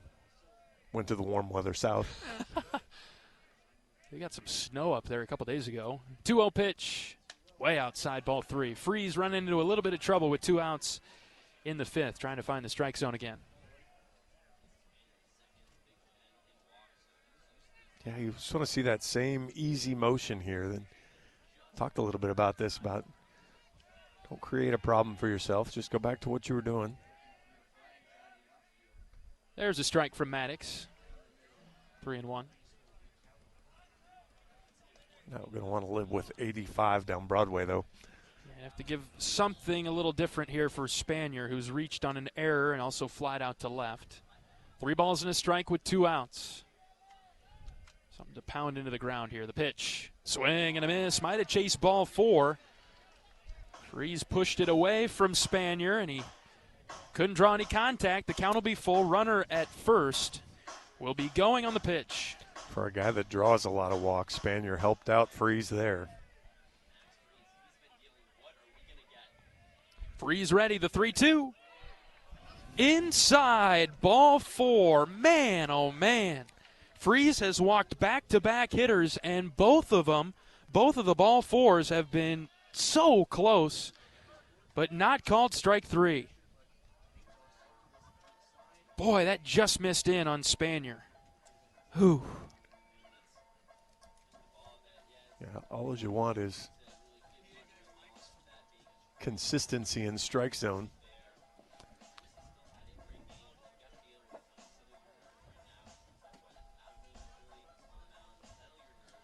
Mound visit for the Hawkeyes now.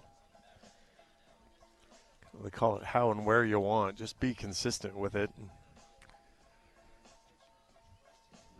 It's and again, we talk about this all the time. And that's what I saw something great. We were talking about ABS yesterday, and one of the great things about that was, you know, one of the coaches, one of the managers for a team said kind of the same thing that I was talking about yesterday. It's nice to be able to get the obvious calls corrected, but it also reinforces how good the umpires really are. Yeah. Big spot here in the 5th, 1-1 with 2 outs. Runners at first and second for the Gophers. Here's Easton Richter. Freeze delivers. Here's a fly ball to left. Narrett, he is tracking it well, shading over now and makes the catch. As the Hawkeyes get out of any trouble there, Freeze with a really good pitch down and away, and Richter, the best he could do was lift it to left, where sure-handed Joey Narrett is there to make the catch. Couple runners left on for the Gophers. We'll go to the bottom of the 5th. Iowa will look to take the lead. We're tied at 1. This is Hawkeye baseball from Learfield. You might think Iowa grows corn, but the truth is, corn grows Iowa. Corn can even fuel your drive to watch the Hawkeyes play when you choose Unleaded 88. It's a fuel that's cheaper, cleaner, and greener. Plus, it's homegrown, making Unleaded 88 the clear choice at the pump and totally worth the hype. So as you head to cheer on the Hawkeyes this season, don't just fuel up. Pump it up with Unleaded 88. Find Unleaded 88 at a station near you. Go to iowacorn.org/88. Unwind in style at Riverside Casino and Golf Resort, where luxury and excitement come together. Tee off on a world-class golf course, savor gourmet dining, and enjoy premier entertainment and amenities that are second to none. Feeling lucky? Hit the slots or try your hand at our table games. There's always action on the floor. Whether you're here to relax, play, or indulge, Riverside offers more than just a getaway. It's an unforgettable experience. Visit riversidecasinoandresort.com to learn more.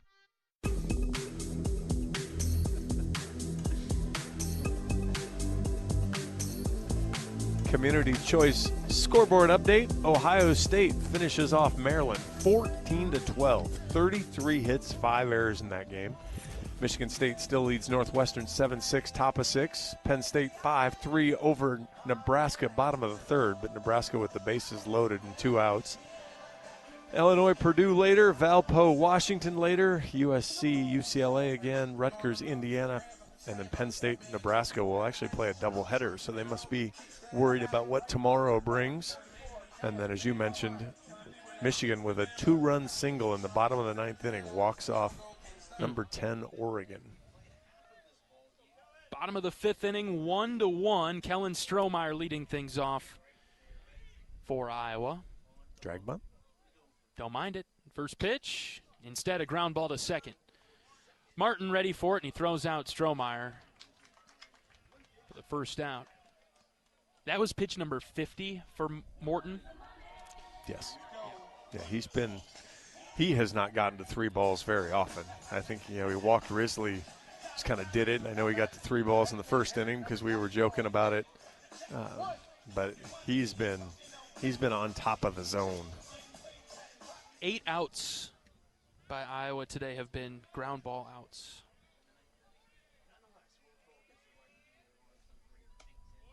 Strike 1 to Mitch Wood. Leave that all day. Again, I think you can live on the ground today. I mean, obviously, what do you have? 5 fly balls to left for Michigan or Minnesota? That's not good grief. You can't call both of those. One was pretty far out. The other one was pretty far out and low. It's 0-2. There it is. Call it both ways, Blue. I'm not calling. Well, yeah. We heard it from the crowd, John. I suppose I asked, but I was. 0-2. Wood hits in the air to center. Richter camped, and he's got it 2 down. We talk about it with we've talked about it with coaches before. That if you're going to call off the plate in and off the plate out, a hitter's got no chance. If you're going to call below the knees and above the belt, the hitter has very little chance.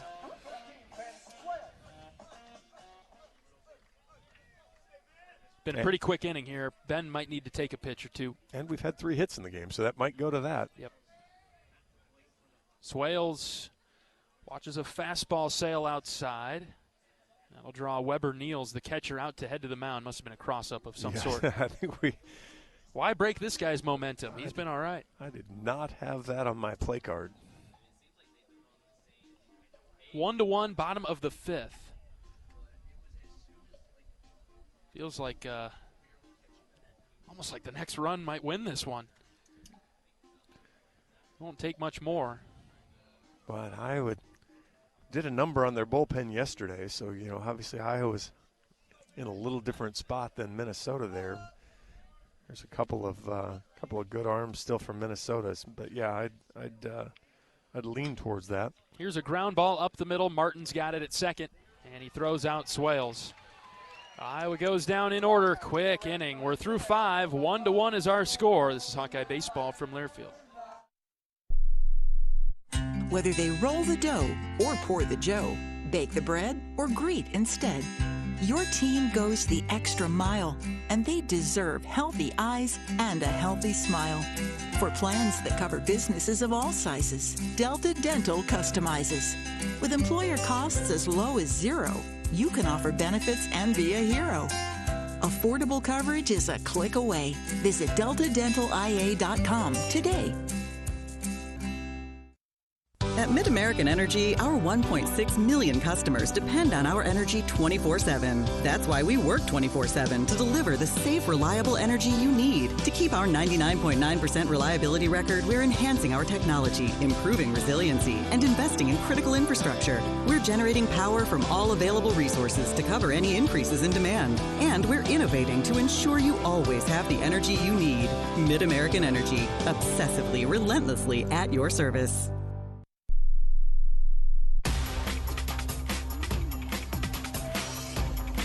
John Evans and John Leo from Duane Banks Field in Iowa City. 1-1. We're all tied up and headed to the 6th inning. The Gophers will have 3, 4, and 5 due up. Maddox Freeze continuing to pitch for Iowa, firing his final warm-up tosses in this inning. Maddox has been good. 5 innings, just 1 hit. It was a home run that got Minnesota on the board in the 2nd. Other than that, a couple of walks that he's worked out of, and Freeze has been good for the black and gold today.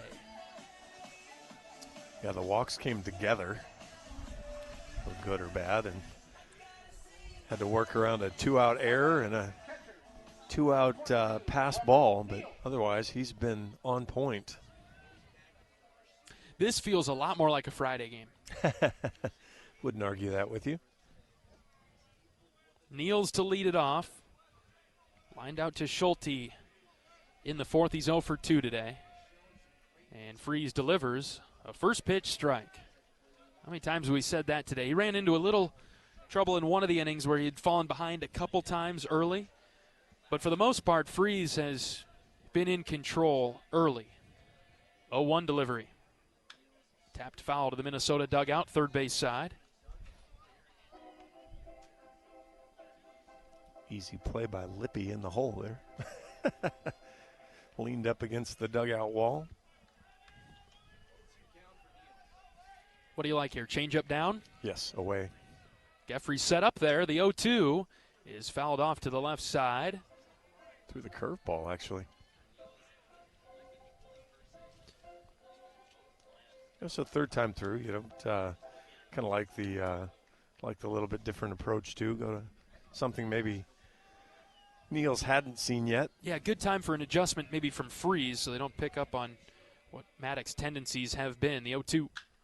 Yanked foul again past the third base coach's box. That's Sean Moore, third base coach, former Iowa player and Iowa assistant coach. I'd buy that, but he's so bundled up it's hard to tell. It's really hard to tell today. And I'll be honest with you, the Minnesota staff, they all kind of look similar. The guy at first base kind of looks like Sean, too. 0-2 is yanked left side and past a diving Schulte into left field for a base hit. 0-2 single for Niels to start the sixth.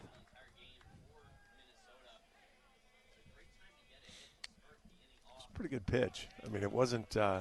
We saw yesterday, Hawkeye pitching kind of left some ahead in the count pitches up in the zone, and Minnesota took advantage of those. That was a good piece of hitting from Niels to go down and get that pitch. Got the changeup and stuck with it.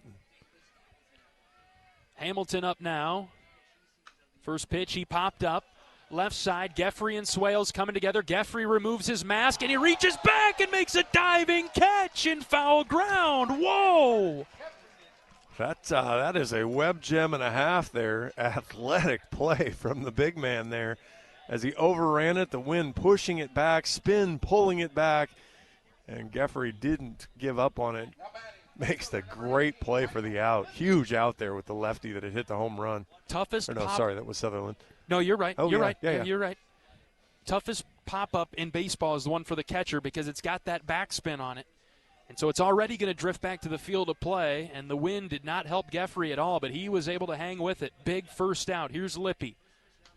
And Freeze deals a strike. Good start yet again for Maddox. Facing Lippy, who's 0 for 2 today. He struck out but advanced on a drop third. Strike. 1-1 in the sixth. Each pitch building pressure in this game. Pickoff move to first to keep Niels around. On that pitch to Hamilton, I was watching Coach David Pearson pop out of the dugout, and I think he was trying to adjust the fielders. And so, not sure Iowa was where he necessarily wanted them to be, but worked out. Geffrey was. No balls and a strike. Freeze kicks and fires. There's a chopper left side foul. Maddox continuing to work in on the right-handed hitters. It's been successful for him today. Well, and with the wind blowing out to right, the same way you stay away from left-handers, you don't want to leave one out over the plate where a guy can just go out and just kind of serve it out to right field. Good lead at first base from Niels. The 0-2. Strike 3 called. Bottom of the zone. Freeze. Froze him. 2 down. Really good bounce after the first hit that stayed in the park for Minnesota. Great play from Geffrey, and then not fooling around. Just went right back and got him here. 2 down for Sutherland. A couple of flyouts to the outfield. Hawkeye outfield just drifting back a little bit, trying to prevent anything from getting over their head. Coach Pearson returning for another stint on the Iowa coaching staff. He's trying to get Risley to back up in center. Third time's the charm. I think he got Miles' attention there. Iowa playing deep in the outfield against Sutherland. Left-handed hitter. 0 for 2 today. Sutherland, 8 doubles, 6 home runs, has a triple. 1-1 game in the top of the 6th inning. Iowa dropped the opener yesterday. Would love to even things up and try to take the series tomorrow. Runner at first and 2 outs. 1-0 pitch from Freeze. Line drive, base hit to right. Strohmeyer picks it up. Niels heading for third. The throw will come in all the way to third. But not in time as Minnesota's got runners at the corners and 2 outs now. Yeah, and that was the outfielders backing up. You kind of give that first to third play up.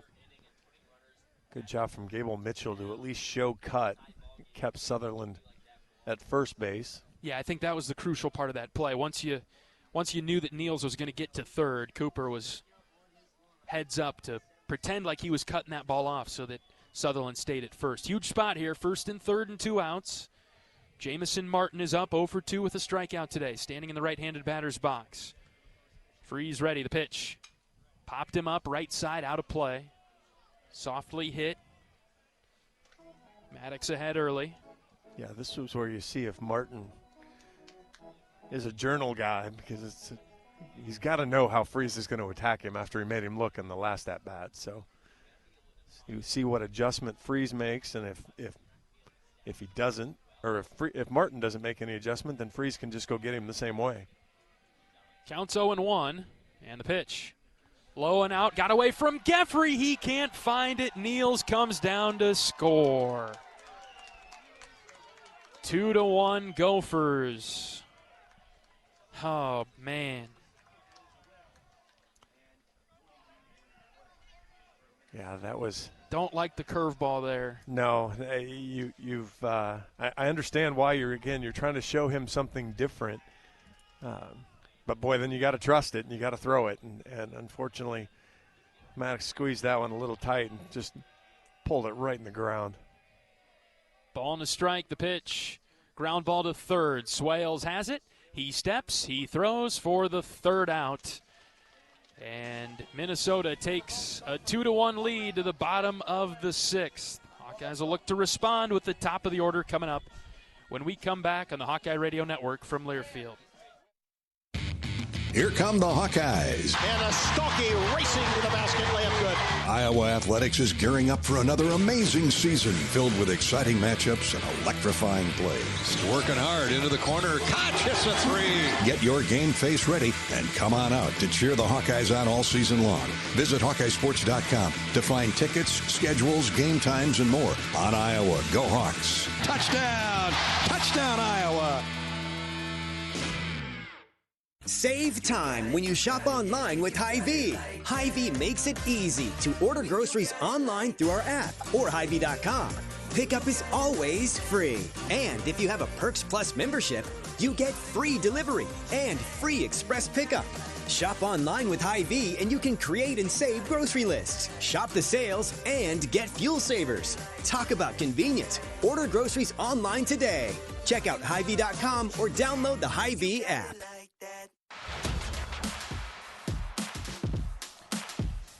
Minnesota has taken the lead 2-1.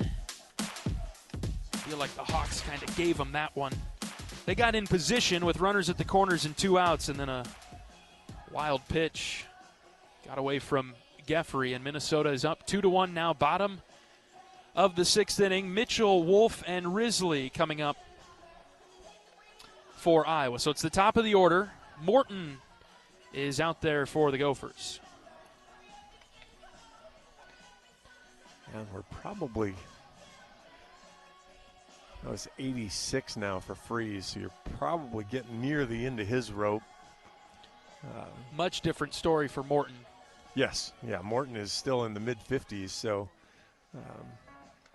Iowa's going to have to do some serious work if they want to chase him, and I think they may chase him as much because of what they do. And you got Minnesota's closer still sitting in the bullpen, so you mentioned next run might win. This is going to be now some work for Iowa. Mitchell to get it started, bottom of the 6th. He's 0 for 2 with 2 ground outs today. First one to him is off the plate outside. Maybe some other team can lose command of the strike zone for a minute here and help the Hawks get on base. 2 hits for Iowa today. One from Narrett, the other from Wood. 1-0 to Gable. Watched it clip the outside edge for a strike, evening the count at 1. Yeah, Morton, even with good stuff, just struck out 2. He's just been in command, in the zone, hit his spots. 1-1 to Mitchell. Change-up in there for a strike, 1-2. Both pitchers sitting at 66% strikes. I mean, it's been a very well-pitched game. Much appreciation for that. But I'd love to see Iowa's offense awaken here. Down 2-1 in the 6th. Ball and 2 strikes on Mitchell, and the pitch is way outside. He's cooled off, low 90s now for Morton. Although that one was so far outside, I don't know if it Slipped a little bit out of the hand, 2-2. Trying to get the leadoff hitter on for just the second time today. Here's a comebacker right to Morton. He gloves it, knocked it down. High flip to first. He threw it over the head of Bello. Mitchell, he's at second. He's going to keep going. Gable's on the move to third. Here comes a throw. Gable's safe. It's cut off. What a mistake by Morton. It's hard. Funny enough, when he hit it, I'm kind of thinking, well, okay, he hasn't fielded very well, but he had plenty of time. Takes the underhand route, which I'm like, okay, that's a smart play, and then just held on to it and just launched it. And then because he didn't have a lot of speed on it, the ball just kind of goes into the corner. Mitchell, with his speed, is able to get all the way around to third. Now you got to do something with it here. Time called by Minnesota, and they'll have a mound visit here. I think Morton might have been rattled by the fact that he didn't glove it cleanly and then felt rushed and pressured because it was hit to his glove side. It didn't go into the glove, knocked down, but then before he picked it up, he looked at Mitchell, who was running down the line, and then he picked it up. Maybe some panic set in because, man, he shot-putted that thing and like he was playing bags, John. He had plenty of time still. I mean, Mitchell, great job getting out of the box and hustling, and to your point exactly, he put kind of that fear of the baseball god into Morton, and sure enough, he launched it there. And so, I mean, just an absolutely perfect outcome, I guess, for Iowa. You said maybe a pitcher could lose control of the strike zone. Well, take control of the zone to first base, too. Mound visit complete for Minnesota. Iowa also gathered over in front of its dugout. Caleb Wolf is up. Corners in for the Gophers. I am incredibly surprised that their middle infield is back. I mean, Caleb is a contact hitter who will willingly hit the ball on the ground up the middle, and I'm just amazed. First pitch is taken for a strike. That they're willing to concede that run up the middle like that. Relatively late in the game, too. I mean, right. All the factors would lead you to believe that they'd pull the infield in, but instead, just the corners. Now the first baseman is back behind the bag. Third baseman's even with it. No balls in his strike. The pitch to Wolf. Caleb lines into left field. Base hit. Here comes Mitchell. He'll touch home. We're tied at 2. Caleb Wolf with a shot to left. Even better there. Line drive, 101 off the bat. Didn't matter where the shortstop was playing there. It was going to get past him. And Iowa in business here. Nobody out. Bottom of the 6th inning. What do you like out of Risley here? Hit ball hard. Yeah, he's been getting back on the right track now, batting .361. 22 hits and 62 at-bats. Tied for the team lead with 4 home runs. First pitch to Miles is inside. Just about hit him. He turns away from the box. Wishing he would have maybe stood in there, but I don't know. Miles, he's hit by a ton of pitches this season. I was actually surprised it didn't hit his elbow guard. Risley hit by a team-high 9. Wolf at first, the 1-0.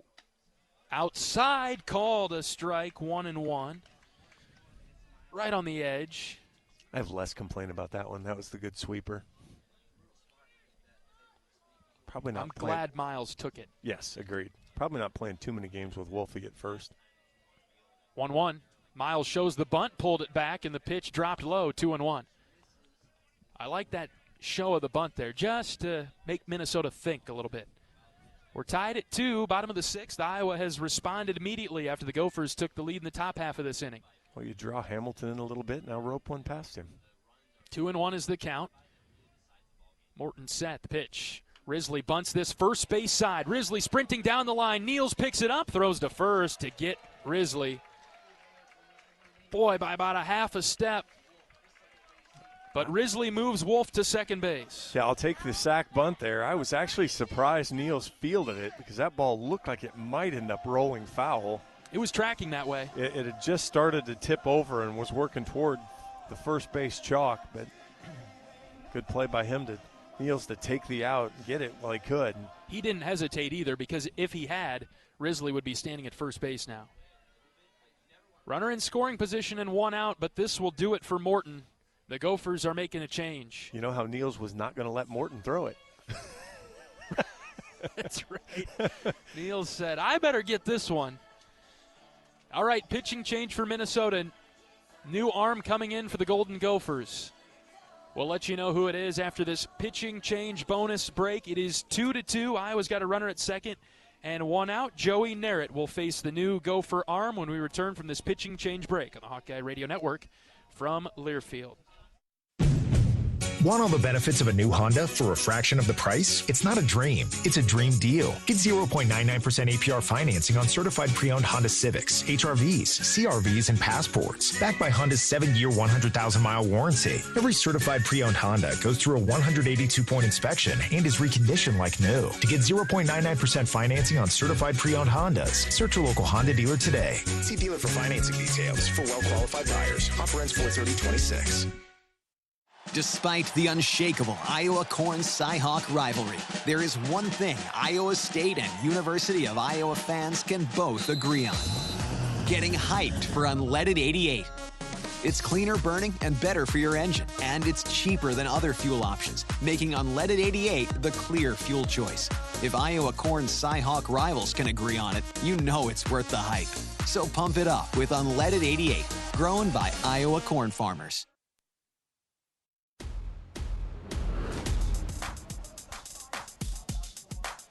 Bottom of the sixth inning, Iowa has tied it up. It's 2-2. Joey Narrett will be the next Hawkeye hitter with one out and a runner at second base. He'll be facing a new Golden Gopher pitcher. This is a senior right-hander from Fall Creek, Wisconsin, Brandon Janke. 0-2 with 3 saves on the season in his 13 appearances, a 2.20 ERA, 16 1/3 innings, just 8 hits, 5 runs, 4 earned, only walked 5, struck out 17. Opponents only hitting 148 against him. Fastball's going to get up there it'll be in the low 90s, and he'll throw a curveball off that, but that's a pitch Iowa might be able to take advantage of. They're just going to have to be able to hit the fastball. You know, he brings it up, he kind of throws it up high. If you watch the delivery here, you know, it's a real high point delivery where he kind of gets up on top of it. And if Iowa starts trying to chase high fastballs, probably going to see a couple of swing and misses there trying to get up to the fastball. But if they can get one down a little bit, have a chance. Yeah, now this could be one of those power-on-power matchups, right, with Narrett coming up, where if he does go high fastball but not too high, Joey could give it a ride. 1 for 2 today is Narrett. Wolf, the runner at second and one out. Janke's ready. First pitch to Narrett. Low and in around the shins. That's a ball. Just 91 with the first offering again. A little colder. Hard to get up to your full velo max here. I hadn't checked. Did you notice how long he'd been warming up for? Was it pretty quick? Because we were pretty surprised that Morton is out this early. He was warming up kind of at the beginning of the inning, not the ball's inside 2-0. Not really like, hey, I'm getting ready to go in the game, but he was doing his exercises and had been tossing the ball a little bit. I'm with you. I didn't think after 55 pitches, I didn't think the hook was going to be quite that quick. And we had led with that coming into this inning. 2 balls and no strikes on Narrett. Here's the pitch. That's low, ball 3. Yeah, and that was the breaking ball there. Good job from Joey to see it down. You know, once it popped kind of at belt level, it was going to drop below the zone the whole way. His delivery looked different on that pitch compared to the fastballs, too, almost as if something different was coming, and it was. 3 balls and no strikes. Next pitch to Narrett is high and out, ball 4. 4-pitch walk. Boy, haven't had the benefit of many of those this weekend. No. All right. Here comes Carter Geffrey. Reached on an error, then hit the sac fly in the 4th that tied the game the first time. At that time it won. First and second, 1 out. We're all knotted up at 2 in the bottom of the 6th. Can Geffrey deliver a big punch to the Gophers in this inning? Janke ready. First one to him. Outside. All right, 5 in a row. I think that light better be pretty close to red. Yeah, I think you're hunting fastball here.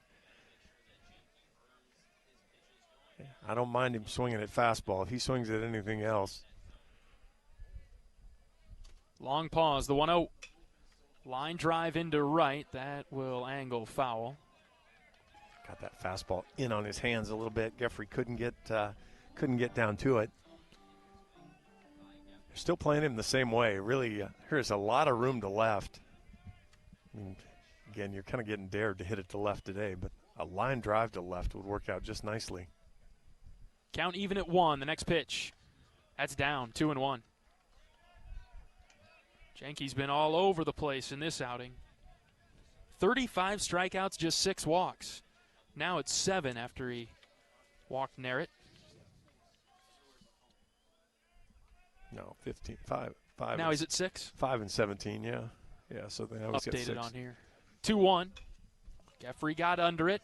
Popped it up right side. First baseman giving it a look. He runs out of room. Top of the clubhouse. The ball lands. 2-2. Yeah, so now if you're Geoffrey here, he hasn't been close with that curveball yet. So you stay on fastball timing. If you see that curveball pop up high out of the hand, then you can adjust and be ready. But otherwise, it's going to drop out and not be a strike. He's choked up on the bat, trying to shorten his swing. The 2-2 is hit right side and caught by the first baseman, who will double up Narrett, trying to dive back to the bag. There's the big defensive play by Minnesota. Lined it to Bello, who tagged Narrett, hustling back to first. That just wasn't even hit that hard either. You're on first base. You got to know where he's at, and you got to freeze on the line drive, and that's just a base running error from Joey. Tied at 2. We'll go to the 7th after this. This is Hawkeye Baseball from Learfield. The silly moments, the proud moments, even the hard moments. They're what make life remarkable. And they're why Wellmark Blue Cross and Blue Shield is here for every moment. Committed to making healthcare better, more affordable, with more choices for care. And service and coverage that give you peace of mind no matter what comes your way. So you can show up for every tender moment, every brave moment, and every wouldn't miss it for the world moment, knowing that Blue is here for you. Go to Wellmark.com/every moment to find a plan right for you. You're a Hawkeye. You named your dog Kinnick and your cat Herky. Your morning alarm is back in black. Yep, you're a Hawkeye. And now it pays to be a Hawkeye with a Hawkeye account from Community Choice Credit Union. Low fees and great perks. Plus Iowa exclusives like your choice of a Hawkeye-powered Visa debit card, Iowa merchandise, and exclusive giveaways. You've spent more time at Finkbine than you have at your office, so we know you're a Hawkeye. Now make it pay with a Hawkeye account from Community Choice. Learn more at HawkeyeAccount.com.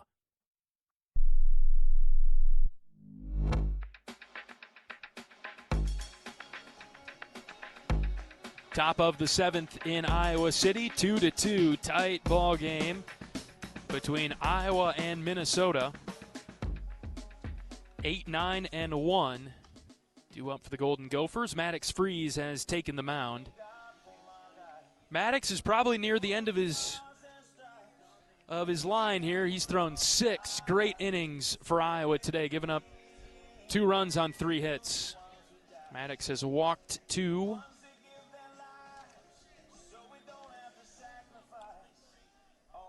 And he'll see the bottom part of the order for Minnesota. No separation in this game today. Minnesota with a run in the 2nd. Iowa got on the board in the bottom of the 4th. And then each team scored a run in the 6th. Freeze pitches to Mosh, who hits one in the air foul down the left field line. Maddox closing in on 90 pitches. 4 strikeouts today for Freeze. Pitching to Mosh, who he's had his number. 0 for 2 with a couple of flyouts to left. Change up downstairs, counts even at 1. Iowa and Minnesota will wrap up this series tomorrow, 1 o'clock. First pitch here at Banks on Easter Sunday. Freeze winds and fires the 1-1. It's slapped foul, opposite field, left side. Iowa will spend some time on the road next week, traveling to Milwaukee on Tuesday, 4 o'clock first pitch against the Panthers, and then 3 games at USC in Los Angeles over the weekend, Friday through Sunday. Back home against Bradley on April 14th. Next chance to see the Hawkeyes after this weekend. Spend quite a bit of April at home. 6-game homestand coming up. Bradley, 3 against Maryland, and then Western Illinois and UIC in the midweek. April 14th through 22nd. 2 balls and 2 strikes on Mosh. Freeze delivers. Here's a ground ball right side past Wolf and into right. 8-hitter Mosh on with a leadoff single. And Jack Bello is up for the Gophers.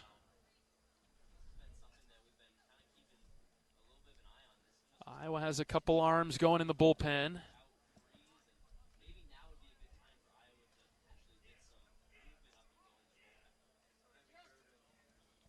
Minnesota taking a timeout here. Yeah, don't be surprised to see some short game here in the bottom of the order. Bello projected to be the batter, but head coach of Minnesota, Ty McDevitt, is headed to the plate to make a change here. Sam Hunt has come out of the dugout for Minnesota. Braden Hellam out there as well. Looks like Hellam might run for Mosh, and Hunt may bat for Bello. We'll see. Be a pretty amazing upset if that were the other way around. Just based on the size of the 2 players. That will be the case. He doesn't strike me as a bunter, though. I think you're going to use the left-handed bat here, and so you can take some advantage of that more than anything else. Pressure certainly building in this game. Now 2-2, top of the 7th. Leadoff single by Mosh, replaced by Hellam at first base. And they are a loud, chirpy bunch when you get down to field level. Starting to notice it now up here. Second you say it.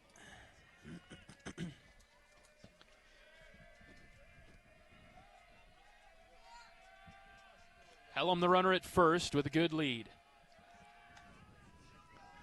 Hunt was showing the bunt, and it brought Swales in.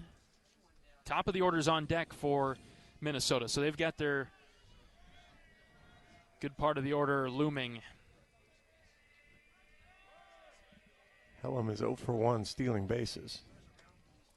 Interesting there as Hunt showed the bunt, shouldered the bat, and then kind of flailed at a changeup from Freeze. That didn't look particularly successful of an approach. With nobody really crashing, you know, the hit and run or the slash and run usually works if you've got everybody moving around. Iowa really stayed in defensive positions well. No balls and a strike with nobody out. And here's a bunt right back to Swales, who throws to first to get the out. Somebody's got to get to third. Yep, Hawkeyes recover. So sack bunt there for Hunt. Freeze and Swales came together. I thought Maddox was going to pick it up. I don't know that Iowa had a play at second. They go the easy way there to first, the common way to first. Now, funny enough, if anybody had a play to second, it would have been Swales, just because he's kind of moving that way. Freeze would have had to spin all the way around, and that will be the end of the day for Maddox. And what a great, incredibly necessary outing from him after the way yesterday played out. Coach Heller making his way to the mound. And we'll greet Maddox at the top of the rubber. Top of the mound. As the Hawkeyes going to the bullpen here, Maddox will walk off to a standing ovation from the Hawkeye fans. Great outing for Maddox. He will leave the game with 1 out in the 7th. The new pitcher will be Kyle Olivo. We will formally introduce him when we return from this pitching change break on the Hawkeye Radio Network from Learfield. The silly moments, the proud moments, even the hard moments. They're what make life remarkable. And they're why Wellmark Blue Cross and Blue Shield is here for every moment. Committed to making healthcare better, more affordable, with more choices for care. and service and coverage that give you peace of mind no matter what comes your way. So you can show up for every tender moment, every brave moment, and every wouldn't miss it for the world moment, knowing that Blue is here for you. Go to Walmart.com/every moment to find a plan right for you. Save time when you shop online with Hy-Vee. Hy-Vee makes it easy to order groceries online through our app or Hy-Vee.com. Pickup is always free. And if you have a Perks Plus membership, you get free delivery and free express pickup. Shop online with Hy-Vee and you can create and save grocery lists, shop the sales, and get fuel savers. Talk about convenience. Order groceries online today. Check out Hy-Vee.com or download the Hy-Vee app.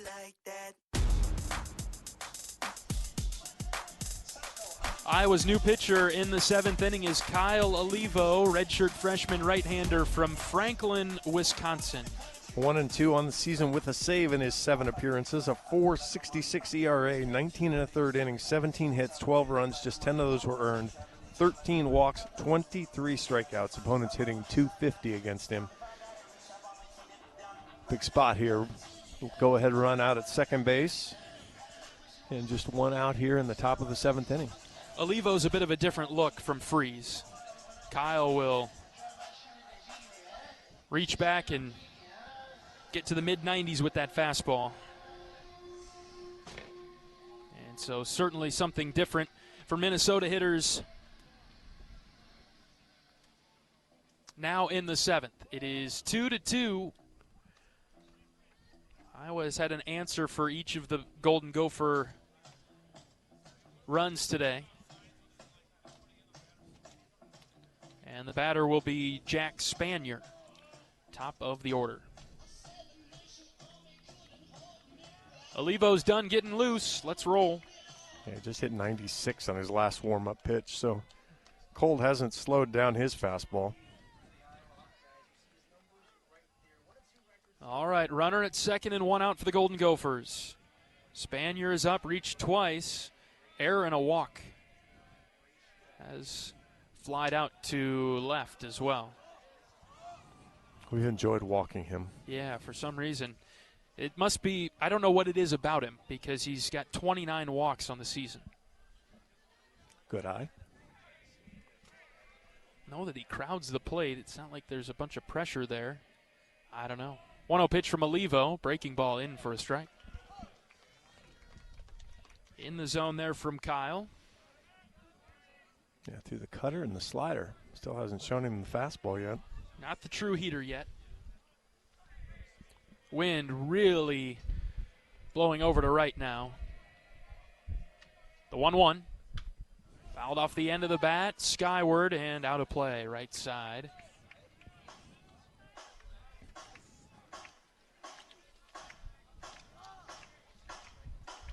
Couple of spinning pitches to Spanier. Olivo's got that electric fastball. He looks in for the sign. Now he comes set. 1 ball, 2 strikes with 1 out. Deep breath from Olivo. The pitch. Ground ball to short. Coop's got it. Schulte steps. Schulte throws. 2 down. Runner gets to third on the ground out. Boy, what a battle here now between Olivo and Richter.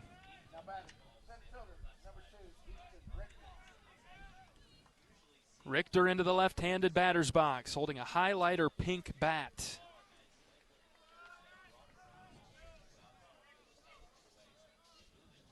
Looks behind him at the clock. He's got plenty of time now in the box. 2 outs, runner at third. We're tied at 2. Olivo set. First pitch to Richter. Ground ball right side. Going to be a tough play. Wolf picks it up, flips to Olivo. Covering in time. Got Richter by about a step and a half. And nothing doing for the Gophers. Iowa keeps Minnesota off the board in the top of the 7th. Outstanding play. We saw it was last week, I think it was, where Wolfie tried to get one of those backhand short hops, didn't quite make the play, comes up big here in the 7th inning today. You nailed it, John. Really tough play, and Wolf made it look pretty easy. Olivo, again, doing a nice job to cover the bag and to do his job from the pitcher's mound. Time for the 7th inning stretch. We're tied at 2. Cooper Schulte will lead things off when we return on the Hawkeye Radio Network from Learfield. If you love great Hawkeye stories, don't miss the Fight for Iowa podcast with Gary Dolphin. Each week, Dolph brings you in-depth conversations with the athletes, coaches, and community members who define the Hawkeye spirit. From big moments to personal journeys, it's the stories that make Iowa special. Catch new episodes every week. Search Fight for Iowa wherever you get your podcasts. If you or someone you know is having thoughts of suicide, experiencing a mental health or substance use crisis, 988 provides the direct connection to free, confidential, and compassionate support. When you call, text, or chat 988, you'll be quickly connected to trained crisis counselors who will listen to your concerns, provide support, and connect you to additional resources if needed. There is hope. You are not alone.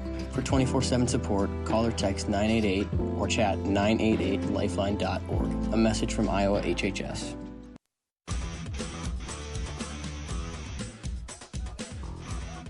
Bottom of the 7th in Iowa City, all tied up at 2. Cooper Schulte will lead things off for the black and gold. Let's pause 10 seconds for station identification. This is Iowa Hawkeye Baseball.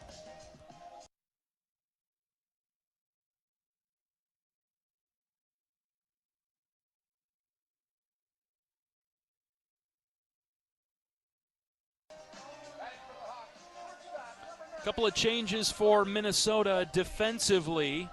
Hunt stays in the game to catch, and then Niels goes to first base. Yes.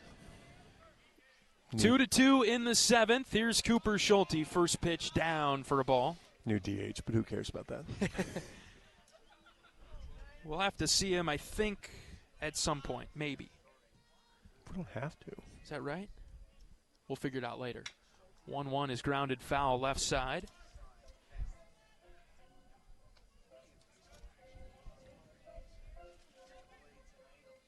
Well-pitched game today by both sides.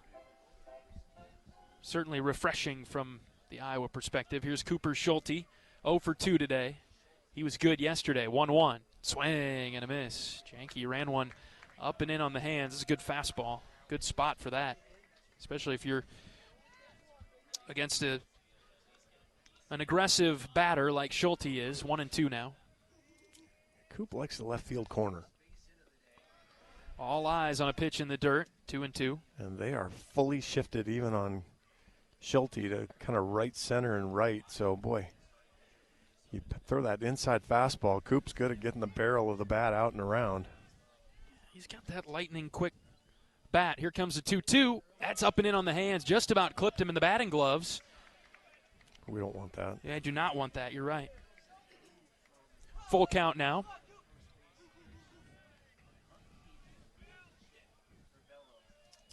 Janke out of the windup, the pitch. Line drive, base hit into left. John, you called it. It wasn't quite into the corner, but Schulte, so good at pulling the ball, he gets on base to lead off the bottom of the 7th. That is 110 off the bat again. Yeah, if he could have just, I guess, gotten a little bit further out in front of it. But, boy, this is a good group to play games with, too. Strohmeyer's good with the bat, so he's a good bunt possibility.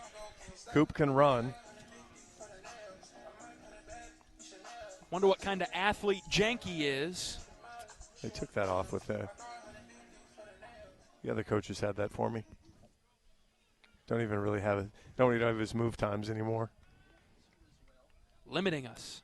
Here's Kellen Strohmeyer. We'll see if Iowa plays a little small ball here. Strohmeyer in the box. First pitch to him. He shows the bunt. Bunted it foul. Janke threw that one up and away, and Strohmeyer had to stab at it. Actually a great place to throw the fastball. And his ball, as we've seen, that fastball's got a little tail. It's going to go away from Strohmeyer. So really Stay in there. Yeah, really going to be important for him to let that ball go if it's on the outer half. Strohmeyer squaring already, moving towards the front of the box. Next pitch to him. He bunted it foul again. And it's 0-2. Man, oh man, I tell you, Iowa this season has struggled to get bunts down. Yeah, we saw Minnesota execute it perfectly in the top of the 7th inning. Iowa does not, so now see what Stroh can do. Yeah, Iowa just 8 sacrifice bunts on the year, and 3 of them are Caleb Wolf. No balls and 2 strikes on Strohmeyer, the pitch. He strikes out. And that is Holy smokes. Not an at-bat to remember for Strobe. It's all right. That's why you got teammates.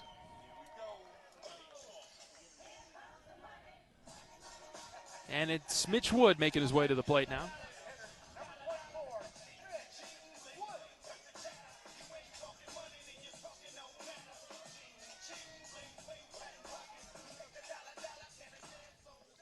Mitch is 1 for 2 today. He singled in the third.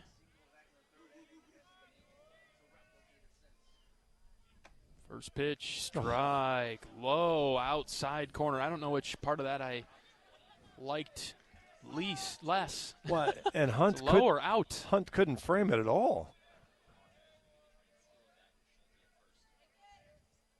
Schulte takes off. The pitch is hit into left field. That's down for a base hit. Schulte's going to try to get to third. Here comes the throw. Coop safe. Wood stays put at first. And the Hawks have runners at the corners and 1 out. I do not love that base running decision, but boy, put pressure on him, and maybe the scouting report is that you can run on him, and they certainly went after it and did it, and that's, woo. Now you wish you could have executed the sacrifice, but wishes don't get you much. But Hawks will pinch hit here with Delgado. Good to see that Delgado's okay after being hit in the arm yesterday. I talked to him before the game. It was down the wrist a little bit, thankfully, because he had been hit earlier right on the wrist and was unable to grip a bat, and so that kept him out of the lineup for a while. This one was down the arm a bit on the forearm. He's taped up pretty good, but he's able to swing today. And we'll see what Delgado can do. Trying to give Iowa the lead. Bottom of the 7th. Tied at 2. Runners at first and third and 1 out. Lift a fly ball to right, my man. We'll take it. We will. Janke from the stretch. First one to Delgado. Breaking ball. Strike 1. You got to take that pitch. Great take. I mean, let's just start there. We'll drop that there. 0-1 on Delgado. Next pitch. That's in the dirt.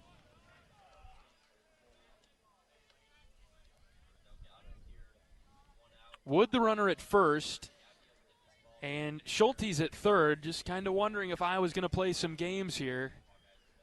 Woody's probably not the guy you're playing games with at first. The 1-1. Delgado skies one into right, but that's foul. It's 1-2 now. I think Coach Sutherland a little frustrated with Mitch on the previous pitch because of that delivery that was in the dirt. Yeah, Felt like he could have taken second with or without a throw. Right, in that case, you kind of want him to go, put pressure on the defense, make him decide if they want to try to throw you out. 1-2 now. Delgado's got to be good with 2 strikes. Here's the pitch. Strike 3 called. Fastball outside corner. Yeah, that's a really good pitch there from Janke. And here's Gable Mitchell.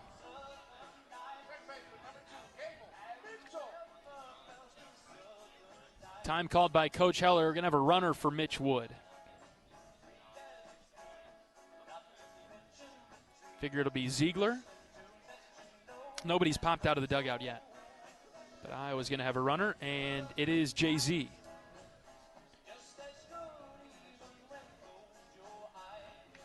Gable doesn't have a hit today. This would be a really good time for one of those.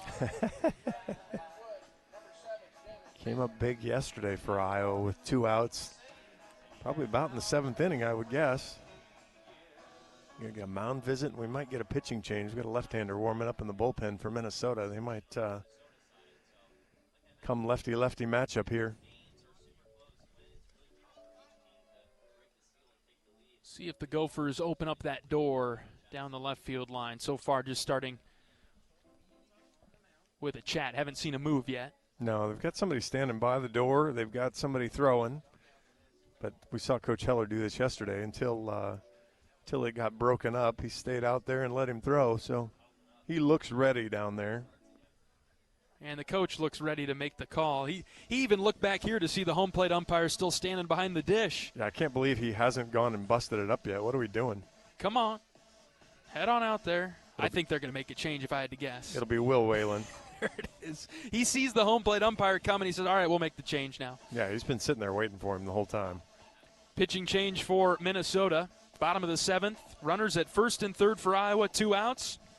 Gable Mitchell will see a new Gopher arm when we come back from this pitching change break on the Hawkeye Radio Network from Learfield. Hawkeye Nation, here's something big.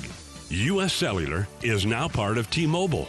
That means Iowa fans are now on America's largest 5G network, bringing even more strength and coverage to every game day and every day.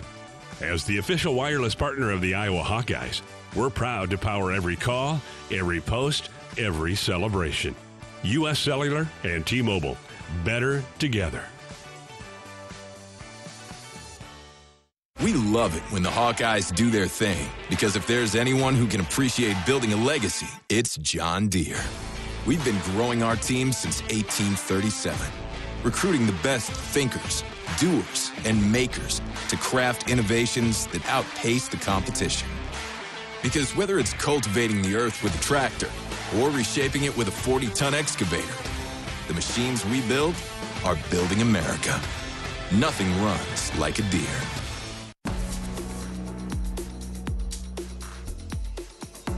Minnesota's new pitcher is Will Whalen. Whalen into the game for the Golden Gophers in the 7th. Runners at the corners for Iowa. 3 appearances on the year, 4 innings, a hit, a run, a walk, 4 strikeouts, 0.77 batting average. He's thrown 2 wild pitches. One of those would be nice right now.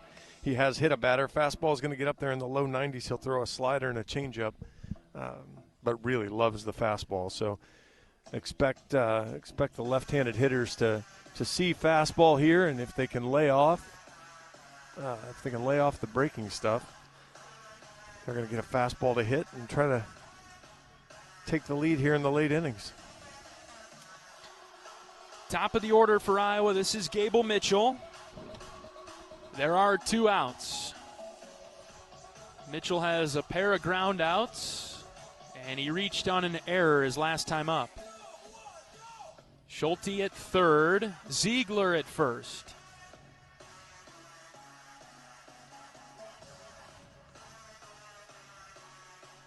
Iowa with 5 hits, Minnesota with 4. The Gophers have committed 2 errors, Iowa just 1. Pretty light usage for Whalen so far this year, but it is a familiar name.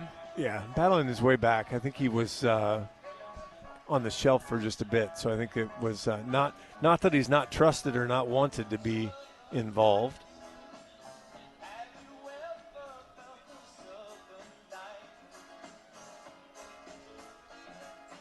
Junior for the Gophers. Yeah, his appearances have all been here in the back half of March, so he's just getting going here. Mitchell in the box for Iowa, trying to deliver a big hit with 2 outs. Whalen delivers. Gable hits in the air softly to right. Right fielder sprinting forward, still running, and he makes the catch coming forward to retire Mitchell.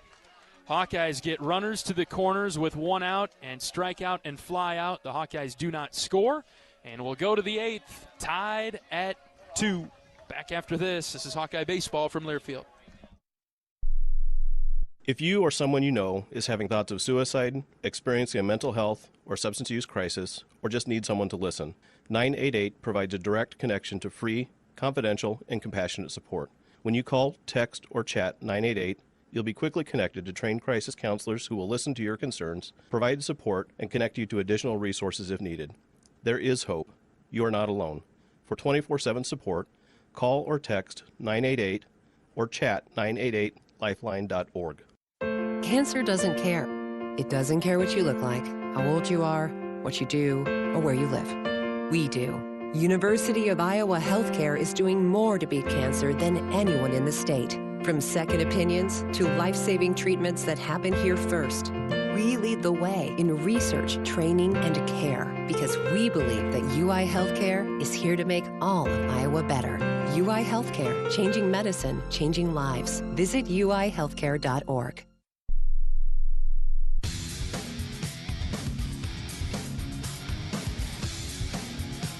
Welcome back to Duane Banks Field, 2-2, top of the 8th inning here.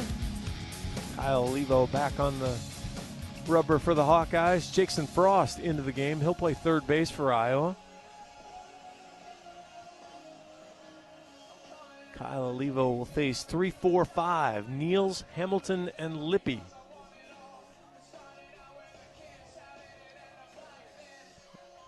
Community Choice scoreboard, looking around the Big Ten. Michigan State, Northwestern, nines are wild. 9-9, bottom of 9. 28 hits in that game. Penn State 7-5 over Nebraska, bottom of the 6th inning. Valpo 2-0 over Washington, top of the 5th. UCLA and USC just getting underway. We are 2-2 here, top of the 8th. 9 hits in our game, so a little quieter here than most of the other games around the Big Ten. Weber Niels to lead it off for the Gophers in the 8th.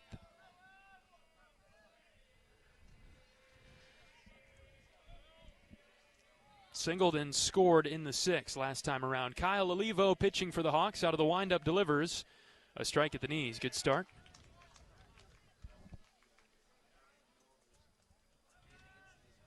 Jackson Frost in the game for Iowa at third base. 0-1 outside.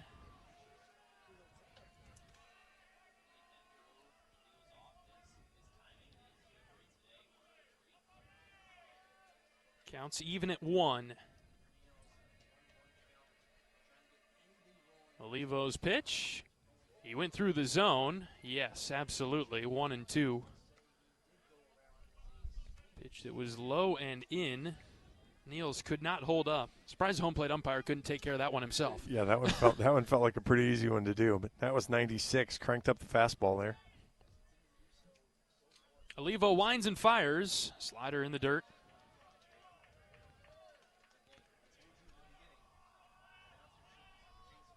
So the fastball's been good for Kyle. The slider, he has not gotten Niels to chase it. Here's the 2-2. Low. Kyle mixes up his delivery. Sometimes a quick pitch, other times a more steady motion to the plate. His quick pitch has not worked today against Niels, the 3-2. That's pulled sharply foul past the third base coach's box. Back-to-back 97-mile-an-hour fastballs. Yeah, Iowa's been good with free bases. Do not want to start giving them away here in the top of the 8th inning. Payoff pitch coming from Olivo as the wind picks up. His cap goes flying, and he hit Niels. I'm not sure that could have happened at a worse time, and I don't mean the hit by pitch. Yeah, the gust. Yeah. This is as windy as it's been all day. Obviously, he has to continue with the pitch even when his hat blows off. But, boy, what a tough break and tough timing there for Olivo. Right in the middle of the windup. Penguins score a minute and a half into the game against Florida. Good for you. I'm in a bitter war with Kyle behind us here. My Devils plays Canadiens back-to-back nights. Well, I'll root for your squad. Yeah. We could play spoiler a little bit. I don't know, knock them down in the standings. 4-way tie for the last wild card spot in the NHL East. Here's Hamilton showing the bunt from the left side, and Olivo misfired low. Kyle's got to get in the strike zone here.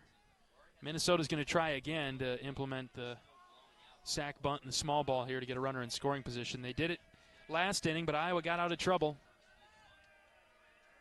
Niels the runner at first. Hamilton shows the bunt, pulled it back, and watches strike one go by. Yeah, Hamilton does not have a sacrifice bunt this year, but I mean, a lot of it is, you got a freshman that's maybe a little on edge, and go ahead and make life difficult for him. 1-1 is hit to the left side. Frost will field it foul. You usually see the third baseman pick that and throw it just in case. That was pretty close, wasn't it? That was pretty close. So when he grabbed it, it was right on the third base line. And I'm really surprised he didn't throw that across the diamond.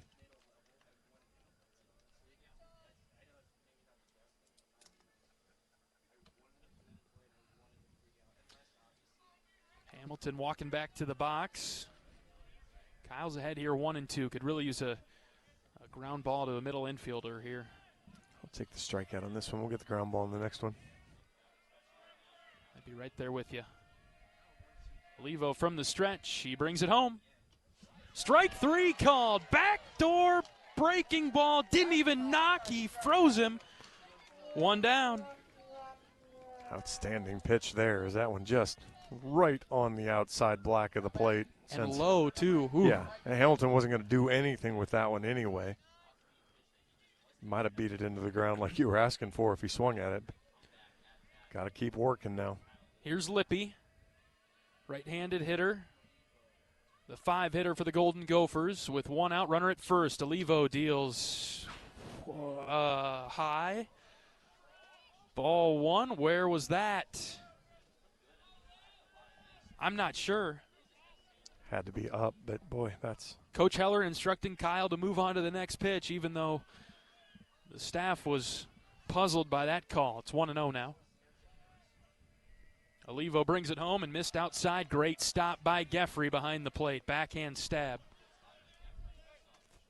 Well, see, that's the thing. You can't let 1-0 turn into anything worse than that, and that's been the part where Iowa pitching has struggled. Yeah, that was probably a strike, but you can't get behind now.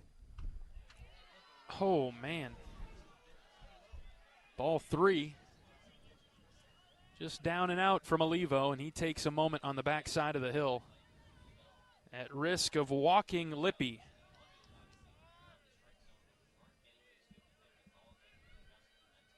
Kyle's next pitch, low and out, ball 4. Yeah, see that didn't recover from that first pitch. Well, and after both pitches that he didn't like, he overthrew both of them. And I know it's easy to say, but if you're going to be a Big Ten, a big-time pitcher, you know, it's got to be a short memory. You got to get rid of it and put yourself into a position, trust your stuff, get outs, and you can't keep creating more problem.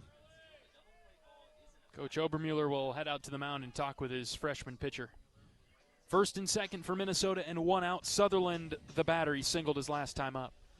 2-2 game in the top of the 8th. Because if you're Iowa, with who you have available, this is probably your guy. Right. I mean, you don't really. You're probably not going to go back to Husak today, so. I'm with you. I'm not sure there's anybody else after the way the pitching went yesterday. I just mean who got used yesterday. Mm-hmm. That you're going to be able to. You don't look down that list and go, yeah, to close out a game, I'm going to go somewhere different. It's here. Kyle's the guy. And so you need him now to find that toughness and get after it here. Olivo pitching to Sutherland, left-handed hitter.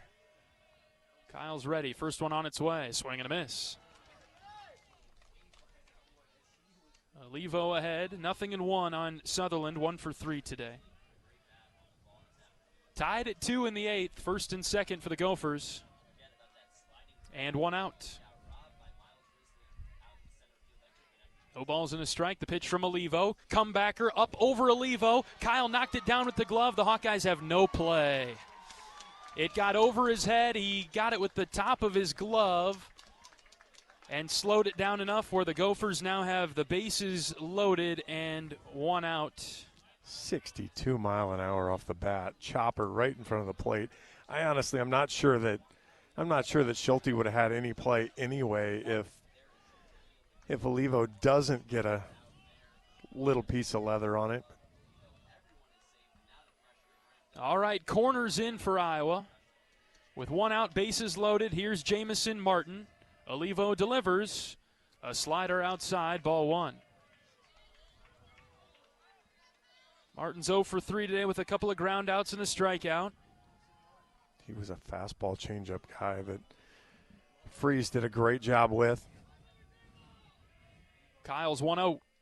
Hit on the ground is short. Schulte's got it. Flip to second for 1. Over to first. Double play. Yes. 6-4-3. You bet. What a turn there. Schulte down. Delivers a fast Ball right in the basket for Mitchell, who turns it over. Wolf, good stretch. Hawks out of the jam. And some passion from the Hawkeyes coming off the field. We saw Schulte and Mitchell fired up. Olivo, of course, was fired up as Iowa gets out of trouble in the 8th. We're tied at 2. Bottom of the 8th coming up. This is Hawkeye Baseball from Learfield. Can you think of anything that costs the same today as it did 10 years ago? There isn't much. That is, unless you're a Mid-American Energy customer. Thanks to all the renewable energy we're generating, our customers pay nearly the same rate for electricity today as they did back when we were all singing, "Call Me Maybe." And with Mid-American making even more investments in clean energy, you can count on enjoying those same affordable rates for the next decade. Now that's obsessively, relentlessly at your service. You're a Hawkeye. You named your dog Kinnick and your cat Herky. Your morning alarm is back in black. Yep. You're a Hawkeye. And now it pays to be a Hawkeye with a Hawkeye account from Community Choice Credit Union. Low fees and great perks, plus Iowa exclusives like your choice of a Hawkeye-powered Visa debit card, Iowa merchandise, and exclusive giveaways. You've spent more time at Finkbine than you have at your office, so we know you're a Hawkeye. Now make it pay with a Hawkeye account from Community Choice. Learn more at HawkeyeAccount.com.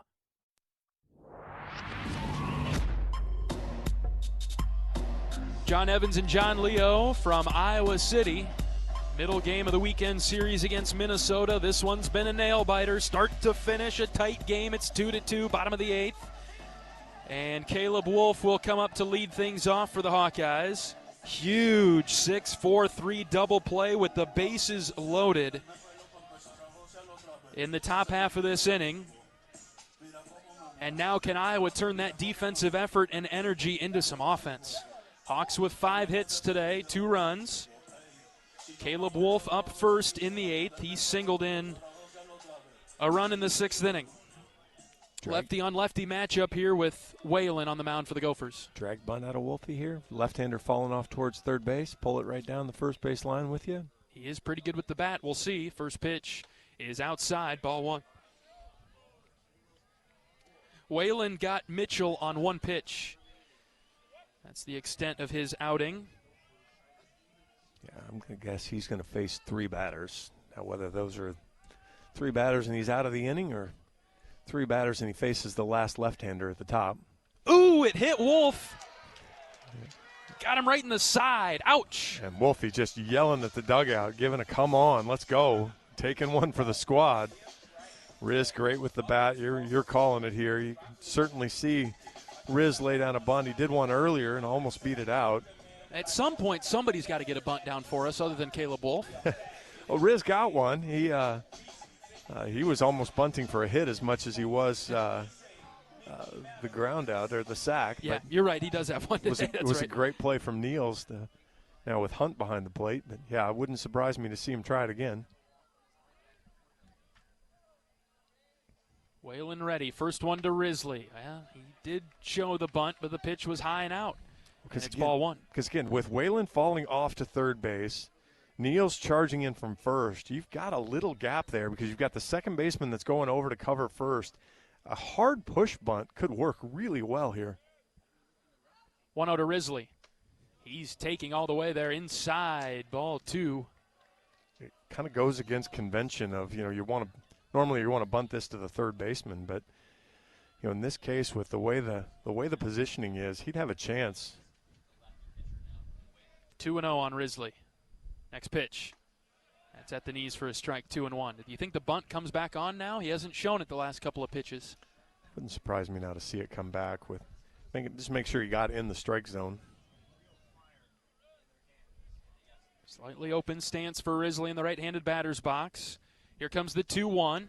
Caleb takes off for second. Risley swings and misses. Throw down to second. Got him. Oh, don't. Wolf out at second. Iowa went hit and run there instead. Ty McDavitt out of the Minnesota dugout. He's asking to see if Risley leaned over the plate. Yeah, you're exactly right.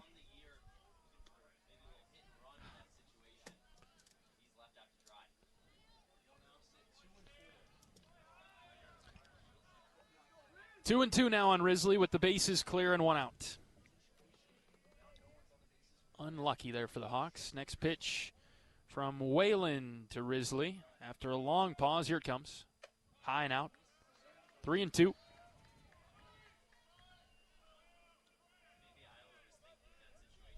Yeah, I fully trust in Heller ball, but I just like the easy bunt there first. Full count. Here's Whalen's next pitch. Risley swings and misses, dropped third, and it'll be lobbed to first for the second out of the inning. Yeah, swung at ball 4 there. Ball 4 all the way. Hunt thinks it's the third out. He's mistaken. And here comes Joey Narrett with 2 outs and the base is clear.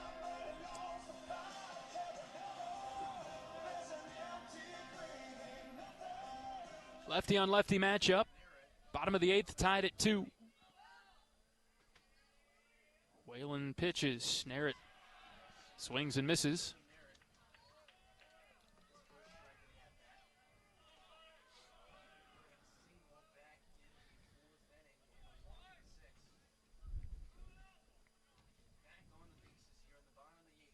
No balls and a strike on Narrett. Next one on its way home. Inside. Pretty good pitch there from Whalen. Didn't have enough late movement to cross the zone. Counts even. Yeah, keeping Joey honest there as he busted it right on the inside, just off the inside part of the plate.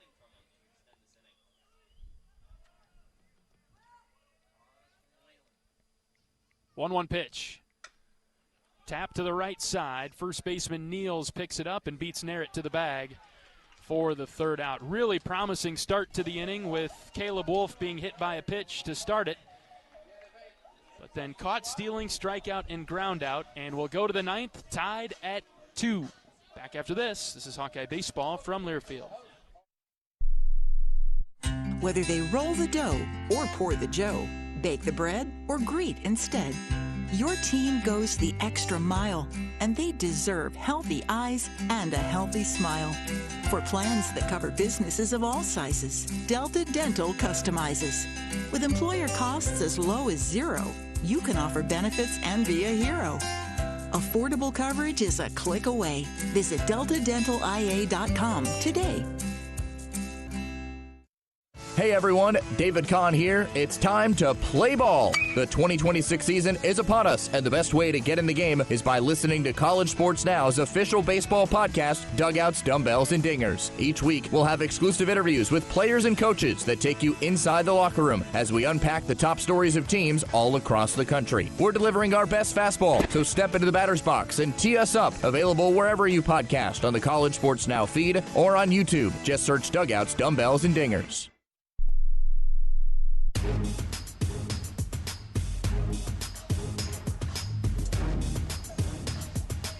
9-1 due up for the Golden Gophers as we move along to the 9th inning, tied at 2. Kyle Olivo back to the mound. Gophers will have Braden Hellam lead this inning off. Northwestern gets 3 in the bottom of the 8th and then walks off Michigan State in the bottom of the 9th inning to win it 10-9. 7-7 Penn State, Nebraska in the 7th. 2-2 Minnesota, Iowa. USC out early, 1-0 on UCLA. Indiana blitzed Rutgers yesterday in the opener of their series. We'll go to Indiana at the end of the month. All right, Hellam is up for the Gophers. He has 11 at-bats on the season, 6 strikeouts, doesn't have a hit. First one from Olivo, just off the plate, outside of the left-handed hitter.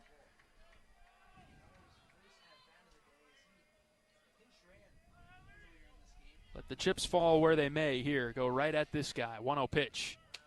There's a strike, 1-1.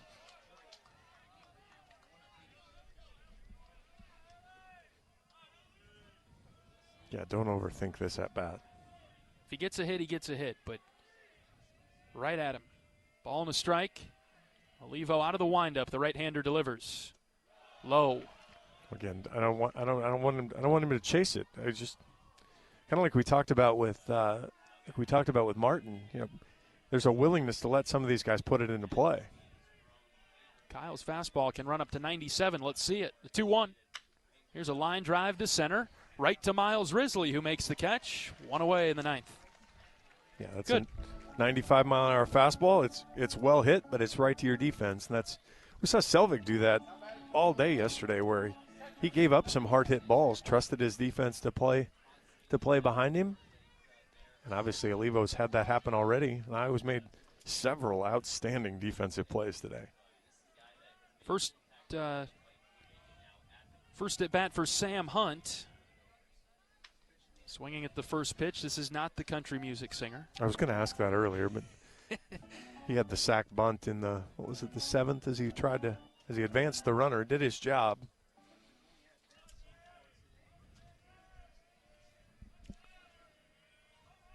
Olivo pitching to him again. Here comes the 0-1. Low and in. Took a little something off that pitch from Olivo. Yeah, he's got that little bit of a sinker sometimes that he throws that gets a little different action on the fastball. Kyle's working on Hunt. Here's the 1-1 that's skied left side of Schulte, who's able to grab it in shallow left center field for the second out. He had to really battle the wind on that one. He was drifting. Well, and that's, especially another weird spinner coming off the left-hander's bat. So it kind of gets up in that wind, and once it hits the wall, then it really starts to fall back towards the center of the field. Here's Jack Spanier, top of the order. Olivo pitching to the right-handed shortstop. Slider outside. Ball one.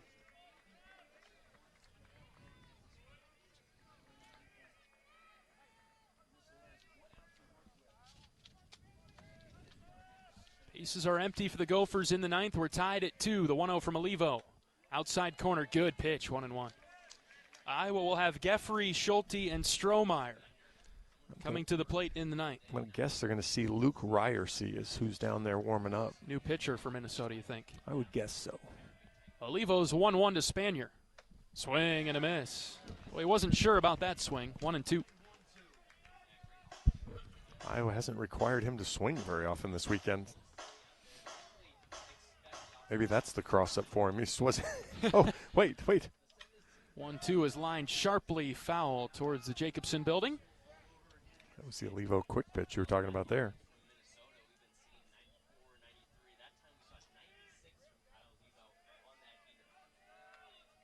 Kyle's ready, and out of the windup, here's another 1-2 pitch. Swing and a miss. He struck him out.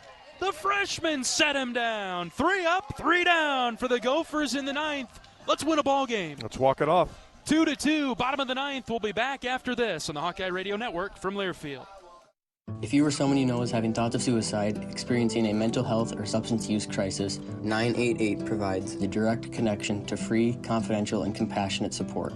When you call, text, or chat 988, you'll be quickly connected to trained crisis counselors who will listen to your concerns, provide support, and connect you to additional resources if needed. There is hope. You are not alone. For 24/7 support, call or text 988 or chat 988lifeline.org. A message from Iowa HHS. Save time when you shop online with Hy-Vee. Hy-Vee makes it easy to order groceries online through our app or Hy-Vee.com. Pickup is always free. And if you have a Perks Plus membership, you get free delivery and free express pickup. Shop online with Hy-Vee and you can create and save grocery lists, shop the sales, and get fuel savers. Talk about convenience. Order groceries online today. Check out Hy-Vee.com or download the Hy-Vee app.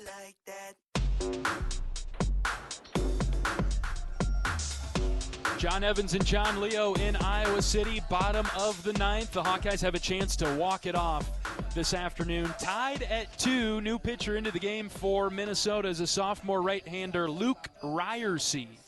0-1 on the season with a save in his 9 appearances. Does have 2 starts, a 2.45 ERA, 18 1/3 innings, just 10 hits, 5 runs have all been earned, 8 walks, 18 strikeouts. Opponents only hitting 159 against him. Different than what Iowa's seen so far. Fastball is really only going to be about 90 plus or minus. He'll throw a slider and a change as well. But a little bit different action. This will work in on the hands of right-handers. And really, they can get a pitch to drive and do something with and get out of here. Geffrey will be the first guy to see him. Big Cat making his way to the right-handed batter's box.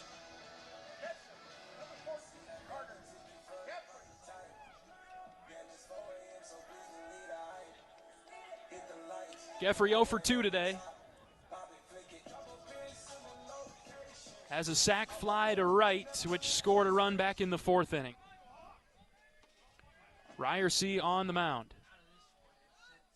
Right-hander from the wind-up pitches. Geffrey swings! A deep drive to left! Get going, baby! It is gone! Carter Geffrey wins the game for the Hawkeyes! A walk-off home run to left! Goodbye, baseball! Game over! Man, we said a ball would have to get crushed to get out to left. 104 off the bat, 344 over the left field wall. The Hawks steal one, 3-2 on the home run from Geffrey. You bet! And they're mobbing him at home plate. Geffrey wins it for the Hawkeyes, 3-2. How about that thriller? Wow, I'm not sure if Geffrey's had a moment yet, but he just had one. Hawks win 3-2. Well, the bottom of the ninth didn't take very long. Yeah, one pitch, we got her out of here. You were right, John. You called for it. I saw one pitch. That was a no-doubter, even into the wind. That got out of here in a hurry. Smoked it. Well, just a 26-degree launch angle, so it wasn't the big towering boomer. It was just get out of here, ball, get going. Just well done all around. Hawks win it 3-2. John and I will break it down after this on the Hawkeye Radio Network from Learfield. Hey fans, I know you'd do anything for a win on game day and an ice-cold Bud Light. Because whether you're tailgating in the parking lot or parked on the couch, sitting on your lucky stool at the bar, or standing in the fan section all game long, the clean, crisp taste of Bud Light turns a win into a win-win. And there's nothing easier to enjoy than that. Bud Light. Easy to drink, easy to enjoy. Enjoy responsibly. Anheuser-Busch Bud Light Beer, St. Louis, Missouri. You're a Hawkeye. You named your dog Kinnick and your cat Herky. Your morning alarm is back in black. Yep, you're a Hawkeye. And now it pays to be a Hawkeye with a Hawkeye account from Community Choice Credit Union. Low fees and great perks. Plus Iowa exclusives like your choice of a Hawkeye-powered Visa debit card, Iowa merchandise, and exclusive giveaways. You've spent more time at Finkbine than you have at your office, so we know you're a Hawkeye. Now make it pay with a Hawkeye account from Community Choice. Learn more at HawkeyeAccount.com.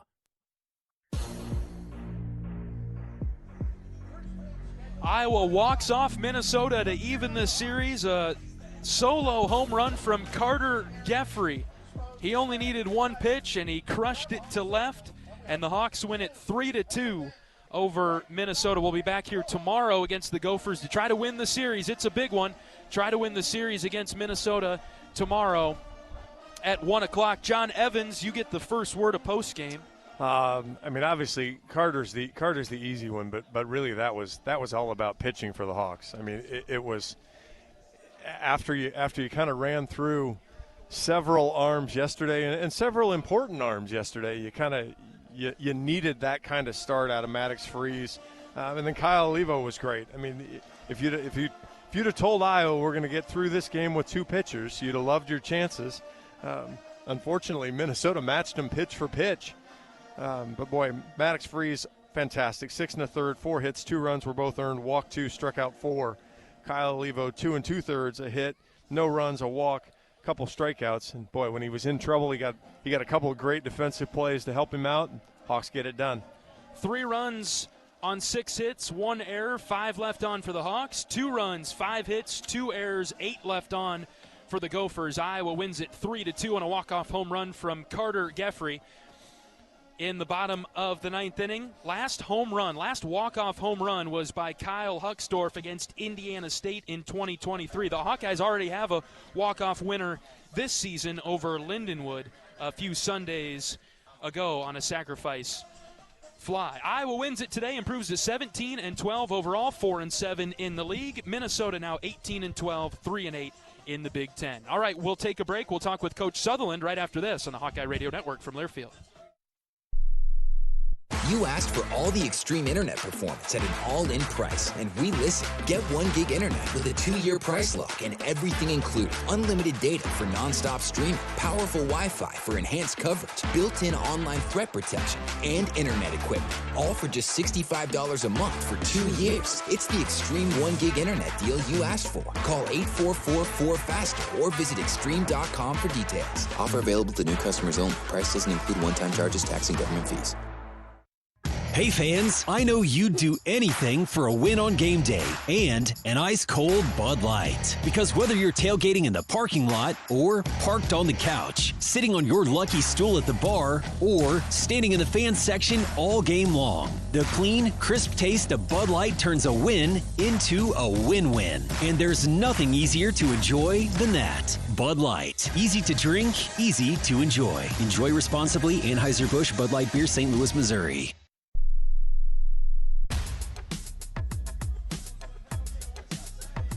Iowa walks off Minnesota this afternoon 3-2 to even up the series with the Golden Gophers, as Carter Geffrey was today's hero. But as John just said before that last break, it was the pitching that was outstanding for the Hawkeyes today. Maddox Freeze and Kyle Olivo do a great job to keep Iowa in a position for the offense to win it. And we're joined by Associate Head Coach Marty Sutherland. Coach, that was fun. Great win today. Yeah, and you hit it perfectly.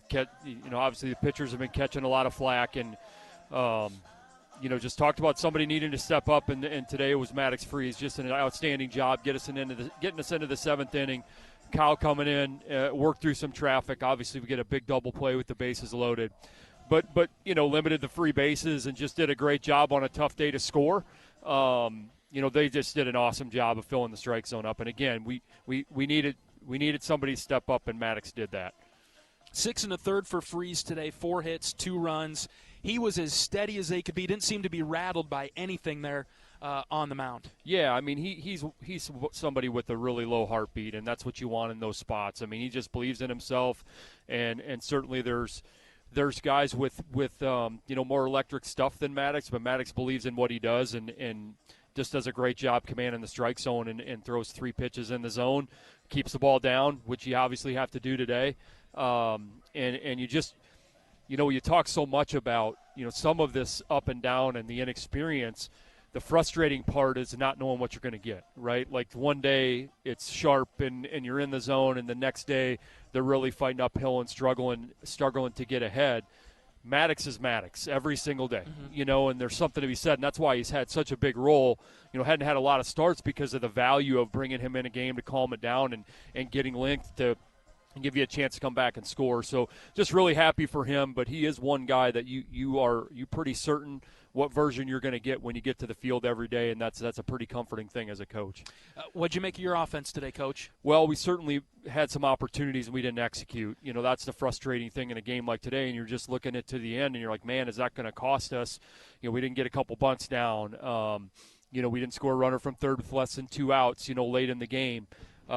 Just things like that where you're just like, man, it's frustrating. You roll the dice in the hit and run, you get kind of euchred, tough pitch to do anything on. So it just feels like you're down there pushing the wrong buttons. And when you get in these spots, sometimes that's the way it feels, and you just need somebody to step up with a big hit. And obviously Carter did that on a day that you didn't think a ball would get out to left. He gets it over the wall in left field, and what a great feeling for the guys. And again, it's been a little bit of a battle here lately, and needed to win a game like that. You needed to win a game that's really tight, and all the outs, every pitch matters.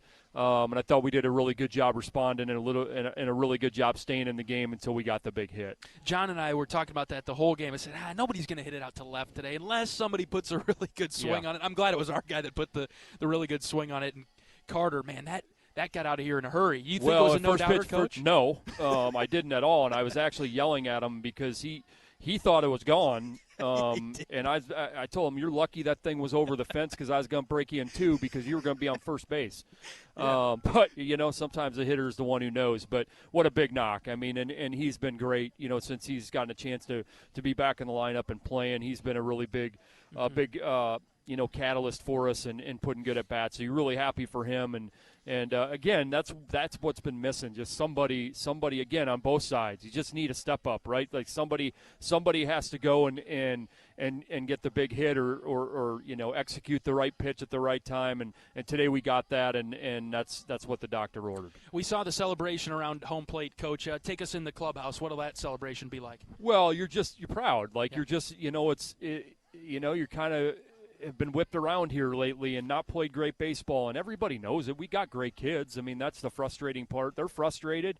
It's not just coaches saying we got to do this better. It's them knowing that. And so you're just happy that, you played a better game, right? Like you just were cleaner on a day that you needed to. Today is a day that if you put a bunch of traffic out there and you give them opportunities and all of a sudden they score 4 or 5 runs having not earned a lot of it, that's when you have a tough day in general. So we didn't do that. We commanded the strike zone a lot better. We ended up with just the 3 walks. We played pretty good defense, and we get a big play again in the double play. It's a great turn, in that situation. And then we did enough offensively. There was a lot of good things, but again, we got to execute better. I mean, that's the thing that really bothers you for how much we work at that type of stuff, to not be able to execute bunch. You think back to that inning, we don't execute the bunt, we punch out. And then we get a runner on third, we punch out. Those are the things that just can't happen. You got to move the baseball and execute. But we'll continue to get better in those areas, and you live through it because somebody stepped up and had a big at bat, and that's what Carter did, and obviously the 2 guys on the mound stepped up, and that's what you have to do. Somebody's got to stop it, right? Mm-hmm. And that's what we really haven't done. The last few games, it's just kind of snowballed. But today we had stoppers out there. Maddox was a stopper. Kyle was a stopper, and Carter ended it. So certainly love being the home team in those situations. So you just got to get 1-1 across, and you can be done. So just really feel good for the guys. Yeah, proud of the team, proud of the guys, proud of the staff. Coach, congrats. Let's do it again tomorrow. John. Associate head coach Marty Sutherland, our post-game show from Duane Banks Field in Iowa City. The Hawkeyes win it today 3-2 on a walk-off home run by Carter Geffrey. Plenty of highlights from this one. Brett, let's roll them. 1-1 pitch, hit in the air to center. Risley tracking back. Miles still running, and he slides. Did he catch it? He did! A sliding catch by Miles Risley as he crashed into the wall. Incredible catch by Miles. 104 off the bat. Risley tracks it down, and to your point, that wind is pushing it away from him, and Riz on the move the whole way, reels it in. Huge run-saving play by Risley, and the Hawkeyes get out of any trouble in the 4th. No balls in his strike. The pitch to Wolf. Caleb lines into left field. Base hit. Here comes Mitchell. He'll touch home. We're tied at 2. Caleb Wolf with a shot to left. Kyle's 1-0. Hit on the ground is short. Schulte's got it. Flip to second for 1. Over to first. Double play. Yes. 6-4-3. You bet. What a turn there. Schulte down, delivers a fast ball right in the basket for Mitchell, who turns it over. Wolf, good stretch. Hawks out of the jam. From the wind-up pitches, Geffrey swings. A deep drive to left. Get going, baby. It is gone. Carter Geffrey wins the game for the Hawkeyes. A walk-off home run to left. Goodbye, baseball. Game over. Man, we said a ball would have to get crushed to get out to left. 104 off the bat, 344 over the left field wall. The Hawks steal one, 3-2 on the home run from Geffrey. You bet. And they're mobbing him at home plate. Fun day at the ballpark today as Iowa wins it 3-2 with a walk-off home run from Carter Geffrey. All right, this series is all evened up, 1 apiece. Iowa will play Minnesota tomorrow at 1 o'clock on Easter Sunday to determine the winner of this series. It's a big one tomorrow. The Hawks will look to bring it again and take down the Gophers at 1 o'clock. We'll be live on the Hawkeye Radio Network at 12:30.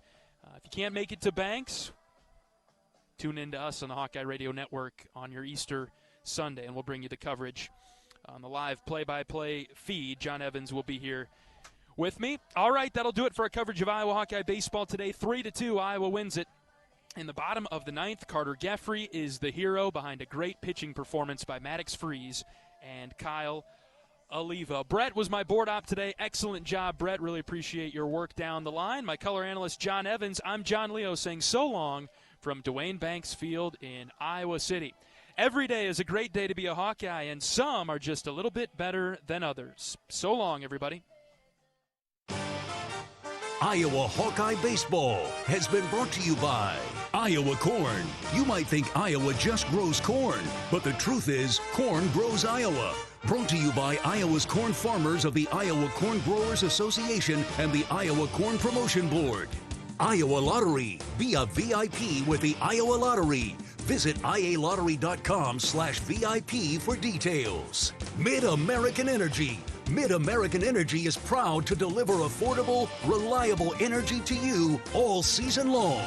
U.S. Cellular, the official wireless partner of the Iowa Hawkeyes.